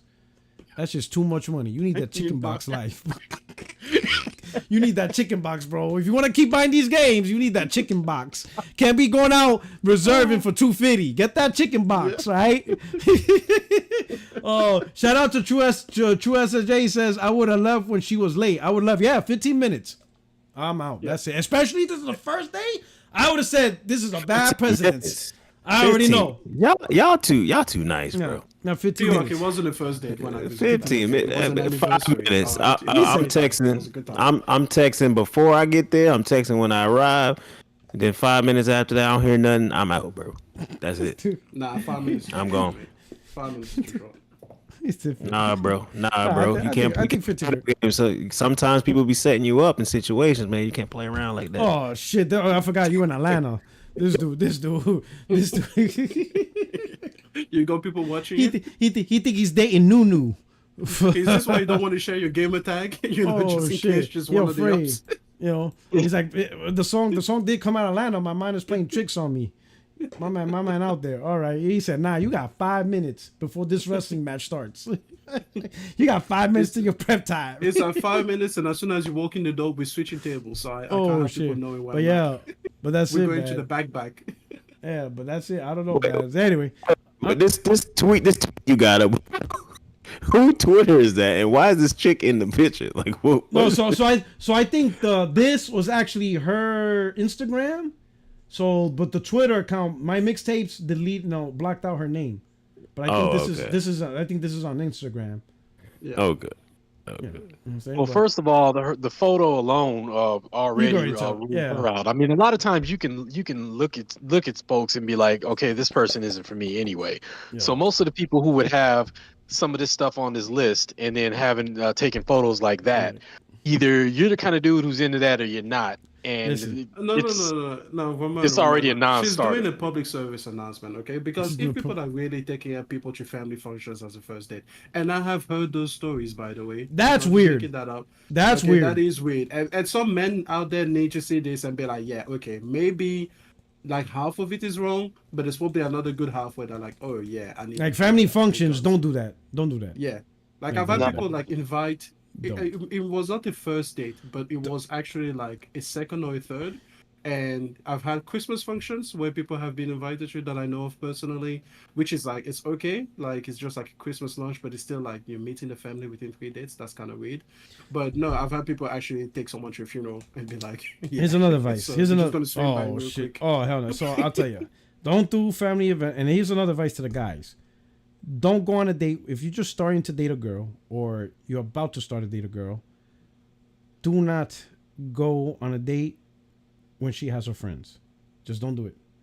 Don't do it. Ooh. Don't do it. Don't do it. Don't get to that stage until you've been with her for a hot grip for a while, and now you're gonna know her friends. But the first couple of dates, don't do it. You're being set up, bro. One, you're gonna have to pay for every dude, and there's always and there's always that one friend that eats too much. Like, holy shit, you're eating more than me. Like, stop. The like, drinks. Drinks. Don't. Nah, son. Yeah. I was like, nope. Sorry. You and your homegirls, y'all could chill. Y'all good. I'm not gonna be the only dude in the group. Nope. If they're not bringing their own dates, nope. Y'all good. I'll catch you tomorrow. Abort mission. Don't do it. Don't do it. Nothing good. It is not in your favor. You are not gonna come out a winner in that. Not. You just let it go. You know. Not today, Satan. Not today. Anyway, I just wanted to see your guys' thought on this off topic. Anyway, we're gonna do our outros, man. Let's keep it going, keep it pushing. Who we got at the top of the list? We got Extreme at the top of the list. Yo. Hey guys, listen. I owe you a YouTube video. I should make more content. I will get to that. I'll get better at it. But yeah, you can follow me on Twitter, X, wherever it is. Take them to church, make them celebrate God is what I say. Get baptized in those waters. Listen, that's what stop. I say. It's a great date idea. Just do it right on the altar. You need Jesus. That's exactly why I want to go to church. That's why I want to go to church. No, all right. It's all hey, right. listen, I've made a lot of them call out to God. So you know what? Okay. Let me just say, keep playing. Preaching. Keep playing. When one day you black out and you wake up and you see Jesus and he's be like, you still want to be on that altar? It's that way. You could go that way. And then you'll see me on the other direction. I'll be like, I told you, bro. Why didn't you listen to Everyone me? would be like, yeah, I told him, God. Yeah. I told him. I Yeah. warned him. I Like- warned him, like, God. He he- didn't listen. He's gonna be like, and your punishment is you're stuck playing Xbox for eternity. You're Oh, gonna you play had to read it. Redfall. You're gonna You play had to read it. You're gonna play Redfall. No. all day. I could play Redfall because everybody All knows it's day. garbage. No, Imagine playing Starfield. Starfield. That's Oh it. my You're gonna play God. Starfield. Jesus Christ. Starfield, and it Jesus resets, Christ. and it resets every just when you get to the part where it might get good, it resets. And then there's loading screens. Yeah. All right. Emperor, shout out to you, bro. Hey, when are you gonna get back in the ring? Are you back in the ring? Have you healed up? Oh, he's all flustered. He didn't like this. He didn't like this topic at all. He can't stand Gen Z. Oh shit. Ramon, hey, let everybody know about your voice work. Yo, everybody. First off, P-Rock, thanks for having me on as always. And Always. yeah, there's a game called Homeworld. It's coming out, I believe, in February on PC, and I no confirmation, but it very strong possibility is coming to console as well. He only mentioned one console, so I'm just gonna leave it at that because I'm not trying to stir up Yeah, anything. But PlayStation, relax. We know. anyway, What's he gonna do? Publish on yeah. So I Xbox? got to I got to voice the one of the squadrons, the Corvettes they're called, and it was a lot of fun. Hope you guys enjoy it when it comes out. And yeah, if you like reading epic fantasy and you like diversity in your characters, you might give me a look. Just look up my name. And yeah, it's been fun, and you guys have a good night. Yeah, hold on. Let me put, I was on the phone, but what was I about to say? What did you say, Porter? I forgot. Hey, so outros, man. When you gonna start wrestling again? Oh, yeah, soon, man. You gotta. The healing process it's a very tedious one, but it's a necessary one. So Okay, yeah, you got. You know what I'm saying? All right. All gotta, right, it's gotta man. take time, but y'all will see me soon. You know, what I mean, just stay a little bit patient. You know what I mean? Listen, So, I'm gonna tell you. I swear to God, if that script writer keep making you lose, oh my God, we're gonna go after him, bro. We're gonna go after him. Don't trust me, bro. I will find him. I will go to his house and I will be like, and Baron chokehold him, and the guy taps, and then Baron picks up the PlayStation and says, "The Great One is here." Write that shit in. I will throw that whole script in the garbage. I will never lift up a PlayStation and say greatness is here ever. But anyway, yeah, y'all can find me on Twitter. Greatness is here. Y'all can find me on Twitter. Y'all can actually find me on YouTube this week. I'm actually going to be able to actually upload some stuff on YouTube this week for the first time in like a month and a half. So, you know what I mean? Typical unbiased, gaming, opinions. That's why I upload. Unbiased. He said unbiased. Bro, you said Returnal was like Metroid. You need to stop with your shit. Y'all need to stop with your bullshit. Returnal like Metroid. Hey, look at that. Hey, check out all these books from Ramon Terrell. You know what I'm saying? He out there doing it. Look at this. Damn. Oh man, I appreciate that. Look at all this. Look at all this shit, bro. Bro, you need to work for Naughty Dog. I actually put in an application for Insomniac, but they turned me down. Man, don't worry, I got you. They listen to me. They listen to me. Hey, Jim Ryan's getting fired. I will get you through the door. Listen, Jim Ryan's. They got new leadership. Yeah, exactly. They got new leadership. Get him out of here. We're gonna settle you real quick. Don't worry about it. You know what? And you know what? I'll guilt them. I'll be like, bro, you messed up my flag. The least you can do is hire one of my boys to fix it. Watch it. 100%. The least you can do is make this right. Hire my boy. You know what I'm saying? Here we go. But anyway, everybody check it out. But damn, I forgot what I was about to say. That means you're done. Hey, this is your only friend in these YouTube streets, PorterRock77. On your way out, hit the like button. I hope you enjoyed the show. I'll catch you guys next week and stand by for more videos. I remember now. Thank you so much. Everybody, good night. There you go. That's it. We're done.